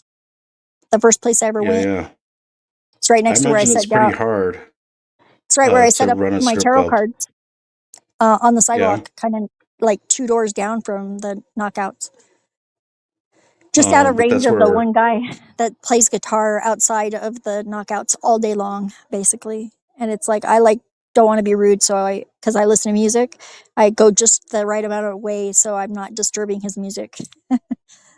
but there's like a row of people in that, or is it just you and him, or Well, usually, just depends on the time of year? yeah. Well, on certain days, like the first Fridays, they have like pretty much like there's live music. There's like all sorts of special like people come down there that don't come down there all the time. And then, but like during the other weekends, they lock the whole downtown area down with like blockades, except for there's like one way in and one way out. And so you can Mm. drive like up to a certain spot, and then you have to like detour around the whole downtown area. Mhm. Unless you're already in there, and then they let you go out like one direction only. Yeah. It's So like they you try have and to make go it a east. pedestrian Yeah, friendly. because there was a lot of people walking and drunk people. You know, it's like really safer that way. And then they have cops on horses, but on the special days when it's really busy, they have fire trucks parked down there just in case. Like they have the emergency services people and the friggin' ambulances there, EMTs. Yeah, yeah, I made yeah. a I So made a fireman blush because I was like, "You guys are all just standing around here looking fine, aren't you?" And this one, he just like it was like his cheeks were like cherry tomatoes. It was really cute. that And my is guy was funny. with me at the time, and he's like, "Great, you know." He's like, "I could flirt with the fireman if I want to. He doesn't get threatened." Oh, that would have pissed me off, definitely. Why? But They're what? like Well, they're I like mean, young little kids. I mean, they're like maybe 20s, in their 20s, and I'm like yeah. 49. I I'm mean, like if flirting firemen with them is probably know, hilarious. yeah, firemen probably know, but like if they were just like randos or something, then that would probably bother me. Yeah, I was You also know? dancing like a idiot, like all by myself because nobody else was dancing, and there was live music out there. So I was like, just like friggin' getting a little twerk going. There you go. It was Um, fun. Danny just laughs yeah, at yeah. me, and he just stands there. Were you over at Jack's today? No, I have not been. I just happened to see that you guys were on, and I thought that I missed it. Or did you guys do another show like this before? I wasn't sure. Like last week we did one on Thursday, Yeah, I missed that which one. is kind of like the Unfortunately, yeah, yeah, yeah. something came up. Yeah, and so like I plan to kind of still like do that and do this, and we'll see what happens because the way I see it, like the Panelverse has to panel, and and the Panelverse is pinned up, then you're gonna have issues where people are filing lawsuits, Absolutely. That's why I was like, shooting even me each and Twilight. other. Even me and Twilight were talking about doing like a relationship show because there's like everybody's like a lot of people like you were talking about Bex like saying like there's got to be a place where people can discuss a body count. It's like whatever. I think I could moderate that and Twilight could moderate that, and we're like kind of like brother sister but like not because we're not related, and we are but we're like open like family would be like if family was open to the ideal amount like really. I mean, maybe Right. even we get a little bit more into Yeah. detail than we probably should, but I'm not embarrassed by anything that I say, and I own everything that I say, and it's all true. It's like I Yeah, did not and we suck kind of Kevin's all know toes. these He's a fucking people. liar. That's it. Who? Kevin, I did not suck his toes. I tickled his fucking feet to wake him up. Oh, okay. I'm just Oh, you're talking about, saying. oh, yeah, yeah, yeah, yeah. The whole mouth time, I'm whatever. just saying he's a liar. Yeah. Well, okay. Well, if you say so, but Yeah, well, you can believe what you want, but he's a liar, and everybody knows no, I it. don't. I And think your a lot of boyfriend people was know with it. you, so like, right? Yeah, absolutely. He was in the house. I would never, in a million years, but like I definitely would tickle some feet, especially if they're sleeping too much and I wanted to freaking wake them up. I'd be like, and it was at someone else's encouragement. I will not name them because everybody knows. Yeah. If they know, they know. Okay. Did it wake him up and piss him off? That would have been cool. No, it was funny. It was funny because he kind of like came out of it a little bit and like was like, it's like, leave me alone. And Hey, we just like Shiv. left eventually. Yeah. Man, did I you love get caught you. up in any of that? Like, because there's all kinds of stuff going I on with all kinds actually of am different mad. people. I got to like escape exactly before all the stuff blew up. And I guess there was something that happened like right before I got there too, but I managed to avoid that too. I'm like very fortuitous in my timing. Yeah. Did you say that you met Tommy there or you missed Tommy there? Like, I actually like by the time I actually got a message back from him because we ended up staying an extra night in Vegas and we got like an Airbnb because we were gonna like go down to Fremont, and I told Leopard I would get a picture where Tupac was shot, and because I thought it would be cool. But then we got ditched basically, and mm, everybody went to Fremont without us. And but we ended up staying at. Well, we ended up going back. I like Dan like mopped the floor. We did some laundry. Diane took a shower. I did their dishes at the house. I was like, but then yeah, they were like, "You got to and go," and I was like, "Well, I didn't even get a chance to ask them about like ditching us, And I was like, "Okay, I'm not gonna argue with you. If you say we gotta go, we gotta go." We left. And And it just happened to be that Tommy was in Vegas or yeah, he whatever. was I don't in think he Vegas, was there, and I but had so I went back to the Airbnb and I turned it on. Like I was watching Tom because he was like wandering around downtown, and but he was on the show, you know, and it's like he wasn't reading the chat or anything, I guess. And I messaged him, and like nothing ever happened. basically no, the following morning as we were headed out of town, we were already up like and headed out of town. We were going to Sedona to see my friend on the way home. So it was like we were already like too far out of town. But if he had caught me soon enough, I would have definitely like stopped and had some coffee or like some brunch or something. I still Right, would. right. I mean, as long as it's a public place, I don't see any problem with that. I'm not scared of him. He has no reason to be malicious towards me. Yeah. I And I was think he's just, an interesting character. I mean, yeah, it's for I've sure, been for around more sure. dangerous people than him for sure. Not that, you know, everybody doesn't have the same potential, you know? Yeah. He I'm actually not going made to live in a fear like that. That's good. That's good. There's no reason Over for at that. It's so Jack's. boring to just like be like all scared all the time, you know? It's not good for you. No, it's definitely not.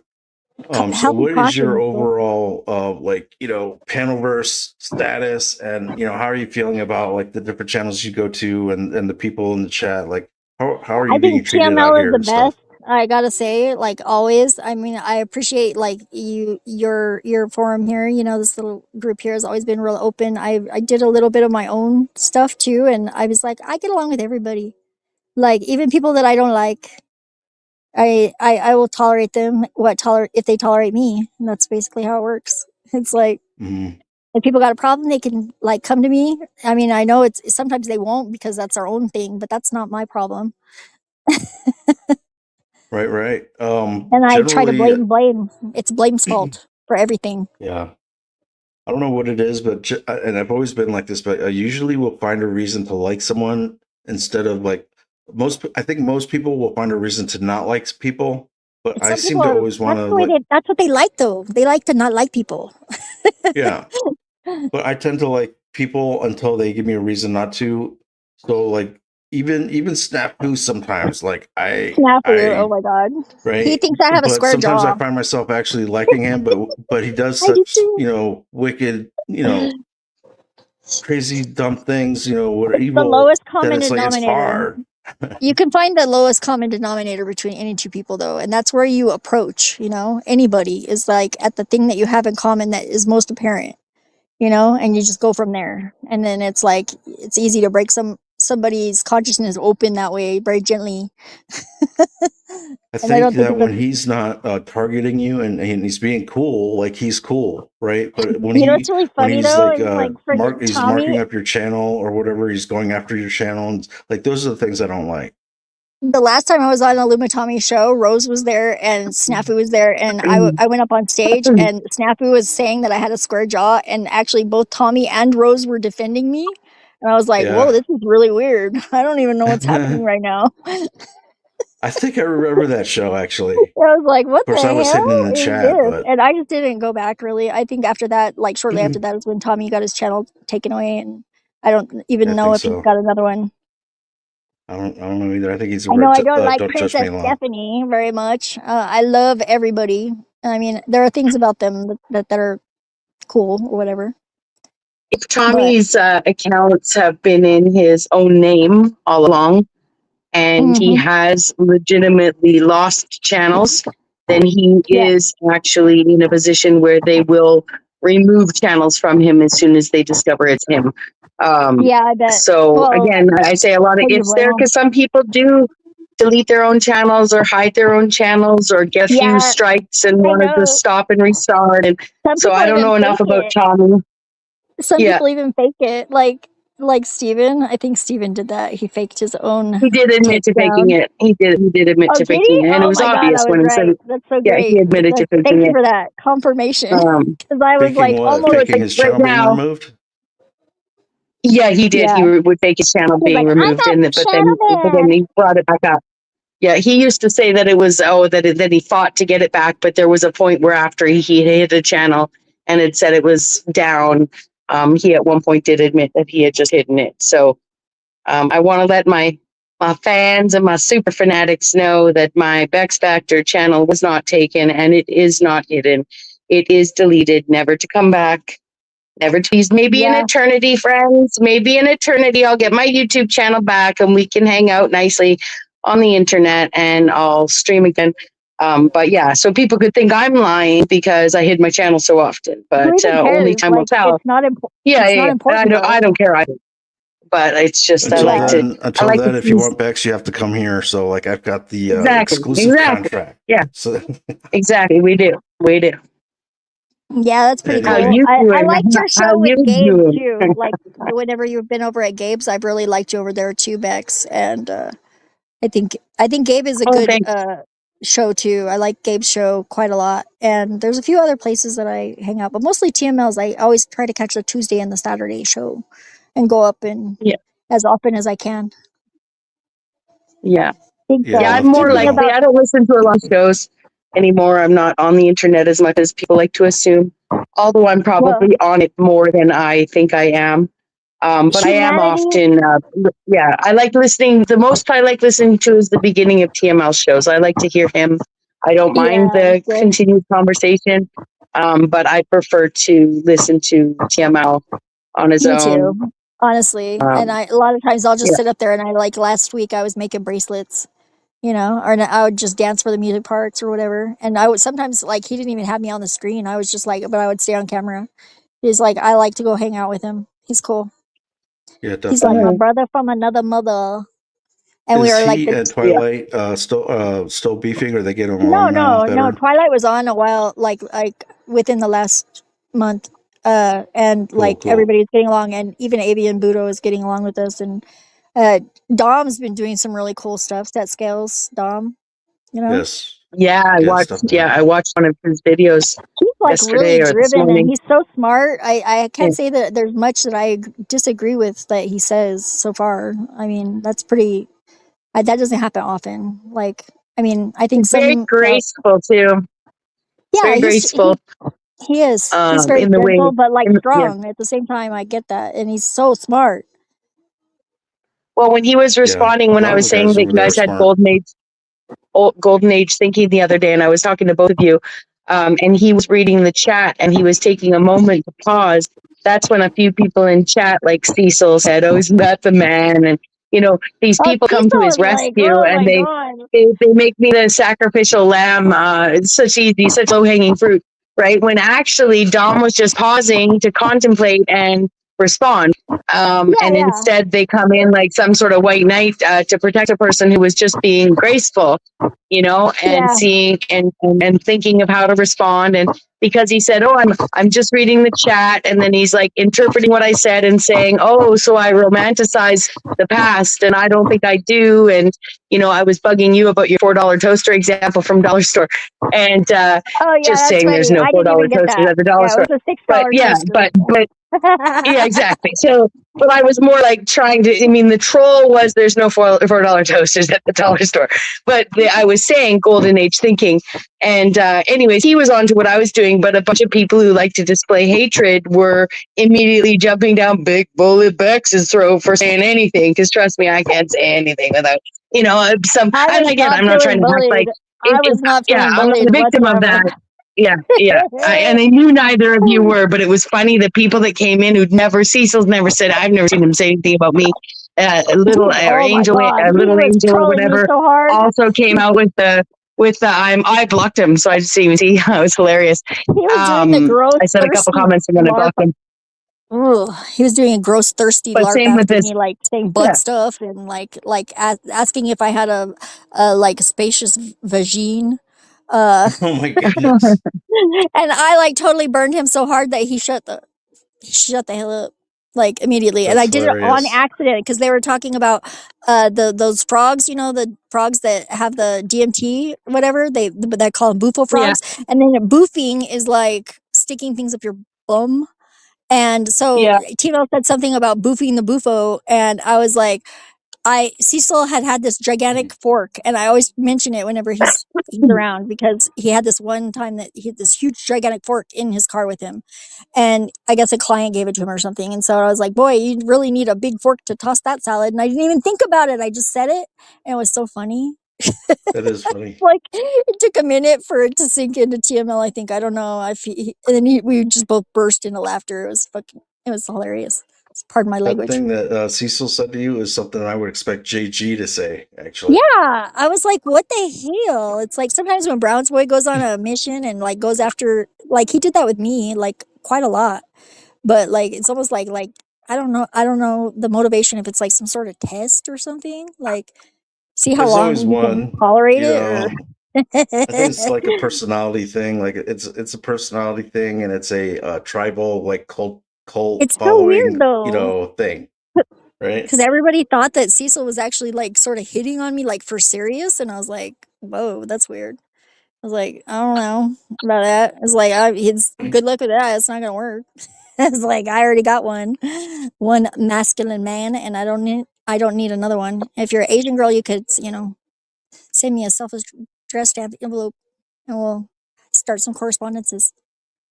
Maybe, you know, trolling is Just the a new hot girl, flirting in really. A hot girl 2026. that's more domestic than I am. That would be really great. Ideal, somebody that's like in like exclusive relationship, wanting to be in a throuple. That would be great. That's what I'm requesting from the universe. Hmm. How I don't you know. I doing? mean, How you doing? Yeah. Sorry, did you say Somebody has to Asian? be, yeah. No. Yeah. Well, how you doing? What you up to? What you doing? How you doing? Yeah. Like, there are uh-oh. some prospects, but it's like, I don't know. It was like one person in particular. She came on TML's, like, I got her to set up a camera and everything, and she was on camera very briefly, but she's like kind of shy. So, like, but she's like not really wanting to have like a long term relationship. We had to have that conversation, so we're just friends now. Like, it's cool. I need to find the case for my earbuds, so I'll be right back. Now do it. Okay. Yeah. I think there's All a right. spectrum to Now's the time. sexuality. Now's the time we show each other our boobs, so that when Defree comes back, he'll have to go back and. Well, I'm just Oh kidding. I'm yeah. just being Wouldn't everybody ridiculous. just Yeah. love that? They would love it. Yeah. I take baths with people sometimes in video chats, just like for fun, because I'm in the bath and I'm talking to Camel somebody. in a bath. I think I Yeah, yeah. joined Jack's recently. I was in the tub, but I didn't Sometimes say anything. But I will. Jack started out. Do you know that Jack started out as a bathtub streamer? Yeah, I think that's great with bubble bath. You can get away with that, and I like Well, the I idea of think he being taped. soaking in Yeah, water.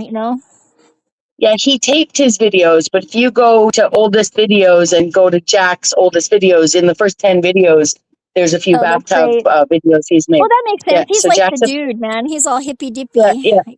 yeah, yeah. Have you Jack's a seen bathtub streamer. Have you seen Paperman, the movie, yet? Because like I think that No, the author from that like is the same guy. I think Jeff Bridges, as the dude, and it kind of like the character's totally different from what the dude is, and I think Jack is more like the dude. But there's like that is a great movie. It's like Jeff Bridges is a good actor. you mean in Paperman. Oh, I think Paperman? Because yeah. Jeff Yeah, the other Bridges one is is the the Big dude in Lebowski. The other one is the Big the Big Lebowski. Lebowski. Yeah. Yeah. Yes, Yeah, that's this like is not funny, but did you ever hear about the Elizabeth Small? I think it is. I think her name was Elizabeth Short. Elizabeth short. Small. It's short. Yeah, yeah. Short. I And followed that. I was like working at She a was gas held station and I had nothing to say. in a guy's basement for years, right? Well, Yeah. Elizabeth, she wrote a book. So this is the story for those that are listening. This is the story of a woman who was held in captivity at the hands of a man since she was a late teen or young adult. I know she had a kid. So she was old enough to have a 2-year-old child when she was abducted. Anyways, she got This is free, the whole and reason for she ended nosy up. neighbors. There's a really kind of sick, sensational, made-for-TV movie that's her story. Oh, But she also wrote a book. Okay, and because she actually, I think she was just finishing high school, even though she was a mother. She was just finishing high school, or she hadn't finished high school when she got abducted, because she was mothering instead of finishing high school. Anyways, she wrote a book, okay, and her book is written after she's actually, free. And, Yep. but her education and her years in captivity, it's a very simple book, sort of like Javier Hollander's Happy Hooker is sort of written at a different level. Yeah. Just Yeah. I get that. than you're used to being published, right? So not to liken those two ladies at all. But anyways, my point to this is she always referred to her captor as the dude. Okay, Oh, see, that's I crazy. tried to read her book. I tried to read her book, but because I'd already seen The Big Lebowski, I just could not associate the term "the dude," Yeah. okay, with Well, so your a polarity is a little evil man skewed. who would do the kinds of things to her. And I tried so hard to just replace it with his name, and I tried to read it, but all I could see was like casual Jeff Bridges being like, I just, I really want my carpet back, man. I really tied the room together. Like I want, like, That would be a really yeah. So interesting experiment to take like some little like sticker labels like and just make like something that like a different word that would fit over the dude and put it in the book like sticker it like edit the book and then like try and read it without it saying that and just calling him something else like you could make up yeah. anything like you could call him like super poof or something. Well, and like I said, I tried, but I couldn't take the brevity of the book. Plus, like I said, she wrote it from a pretty simplistic perspective, which, I find, I didn't find that engaging. Not that I can't Yeah. handle reading a book that's like sort of written at, I like reading kids' books. I like reading, but it was such a serious subject and then written from such a sort of an innocent and naive perspective. And Yeah, just the I kind of positive, like that it was, yeah. true crime stuff though. I always watch that with my friend Kelly. She's a Sagittarius, and she's like got a very like she's got some Scorpio placement somewhere I think too because she's kind of dark. She likes like Hello Kitty simultaneously with like Nightmare Before Christmas. Like Mm. she's like, yeah, she's a party animal. Being a Like, I Sagittarius don't and know if it Irish. was true. I'll have to do my reading another, chart to see if it's correct or if it was skewed because I'd given information to someone. And anyways, there's a guy out here I gave my birth chart information to, and I'll tell you something interesting about me, Zephyr, that I don't necessarily follow this stuff, but I thought it was interesting because there's so many houses, right? First of all, I Yeah. was supposed to be a Sagittarius, and I was born a Scorpio. I was born 5 weeks early. Yeah, I was supposed to be a Um, Cancer, and I was born a Leo. So, and my yeah, daddy's a cusp so Leo or cusp Cancer. I He's like have 22nd I have July. 6 minor houses in Sagittarius. And then Wow. I have my, and I may be getting this wrong, but I have 4 houses in Scorpio, and I've got like whatever ascending, Jupiter or something. If that's a major one, I can't remember. But ascending, Sun and Moon, and like Jupiter or something, all in Yeah. See, and I Scorpio. have So I have the Sun in Leo, rising sign as well, with Saturn immediately behind it. And then, yeah, like, I've got on the cusp of Cancer and Gemini, I've got Jupiter and Mars. That's like Mars is in the 12th house, but Jupiter's in the 11th house. And they're in different signs, actually. It's like interesting. so crazy. Yeah. And I don't know how I've to got read Venus, it. My cursory glance same house. was very much like in just a few signs. And when you looked at the other ones, not just were 4 houses in Scorpio or 3 or 4, anyways, and Yeah. 6 See, and I've got a stellium in Gemini. Sagittarius, but so many other And like, water signs. I think. Yeah, I've got 6 exalted planets, and like I've also got like so they're like in their native house basically, or one of their native houses because some of them are multiple house signs. yeah. And Cool. yeah, so and I don't have anything in my 7th, 8th, or 9th house except for some like What sign are asteroids. you? How you doing? What sign are you? How you doing? Mm-hmm. What sign are you, huh? Mike, check the freak. Yeah, he's thinking. I can see it processing I'm his Leo words as right now. well, Ooh, You're a Leo. I knew it. I knew it. I could tell. but I don't really have like the Leo traits or whatever. But I didn't officially, either, I'm really. Leo, August 8th. I'm August 6th. That's crazy. 2 Yeah. days different. I'm 77 too, my year. So I'm older than you, I'm sure. No, actually, I was born in '74, so I'm 52 now. Oh, nice. See, my ex was 72 and my current guy is 1965. I got to upgrade I'm to the Libra. 1972 as well. Yeah, 72 was the year that I died in my timeline, at least. It's now 1970 in this timeline, but whatever that means.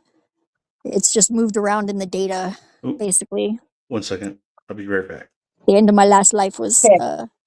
pretty tragic and sudden. I was in my 20s. But yeah, it was interesting. Grumple's I had a like, quick "What's your turnaround. name, baby? What's your sign? How you doing? Ah, How Grumple. you I like Grumple playing guitar is my favorite. And like when Grumple falls asleep playing bingo, that's fun too. I think when I was hanging out with Dennison is how I found Grumple's channel. I've been in his chat a few times, Yeah, I like Den too. I think but that's way where I back found him when. too. I think I found him too, and through like Admiral Gibbs or whatever, though that whole group there. I know, like I really was surprised I didn't get a panel hopper nomination. Honestly, people, at least a You know, I didn't nomination. want to be nominated this year, and I almost emailed Steven with I was going to make him a certificate of authenticity saying that if I was nominated or won anything, that I was sending extra large factor in my place, and I was going to get Steven to go receive the award on my behalf. He was wearing my pixelated. He's like Buffalo Bill of the internet. He's Yeah, wearing the Bex factor now, so yeah, I was going to do yeah, that. that's Nice to see funny. you, Shifty. Shifty, woohoo! Ooh, Grumble says he's theoretically doing music tonight if he can wrap up the work he's on. Oh, nice. Yeah, Shifting. I've been wanting to do like I heard he had some karaoke stuff going on over there, like and or something, like play along, sing or whatever. And yeah, I don't know. I think they got to work out some like thing so that we can all play in time with each other when we're playing instruments. I think there's an app that does it. I'm almost certain that there is, but I don't know how they would live stream it. It would be kind of fun to make that happen. I like collabing. Collabing is fun, and I'm a vocalist. I've been doing some AI music, but that's just because like I don't have a masculine voice and I sound ridiculous when I rap. I was doing some AI music, kind of, and some of it was, I enjoyed it. It was kind of just to do something to put up on my channel. And ever since I deleted my channel, I'm just not even making music, which is good because, yeah, we lost Zephyr. We lost Zephyr. But yeah, I really enjoy not feeling the need to make a video or go live. It's been very, not that I found it like a ball and chain, but I didn't know that even though I wasn't doing it much, that just the option to not do something freed up my time and my mind to get back to doing other things that I've not been doing. So, yeah, welcome back to Freak. I think Zephyr might have hit the wrong button, or maybe her battery died. Okay. I am going to finish up in the kitchen. I made some pizza, some beans. I'm gonna have some dinner. Basically, I'm gonna be ending the stream now. So, Okay, that sounds perfect. really I've got to appreciate you, get. coming on. It might be just like today, like hey, you want to go live? Yes, no, whatever. Yeah, I work. My work shifts are Wednesday, Thursday, Friday, 9 till sometime between 1 and 3. So I either am around, when Jack is finishing, or I'm around shortly thereafter. My job does kick my ass. It is a warehouse job, a lot of lifting and moving of stuff. But I could definitely do a short stream after work, or a couple hours on one of the days if you felt like it. It's perfect timing for me. I got to go get my laundry in and get my lunch made for work tomorrow. So thank you so much to Freak for having me here and for doing this with Thank me you. and just for being the wonderful, amazing, lovely man that you are. Enjoy your dinner. Bon appetit. And I will catch you next Thank time. you. Good to see everyone in chat. I hope your music stream goes well tonight, Grumble Silkskin. Thanks for being here. And everyone else who was in chat. Bye for now. See you later. That was excellent. Thanks everyone. Yeah, I had fun, and you know, Panelverse gonna panel. Like, hopefully more people will come up and interact. You know, hopefully we get some good trolling in. Maybe even get like Tommy or Snafu. Like, you know, they generally avoid me, but you know, I'd host them. Like, why not, right? But anyway, yeah, it seems like a bunch of people streaming right now too, so there's plenty to do. Thank you, and good night.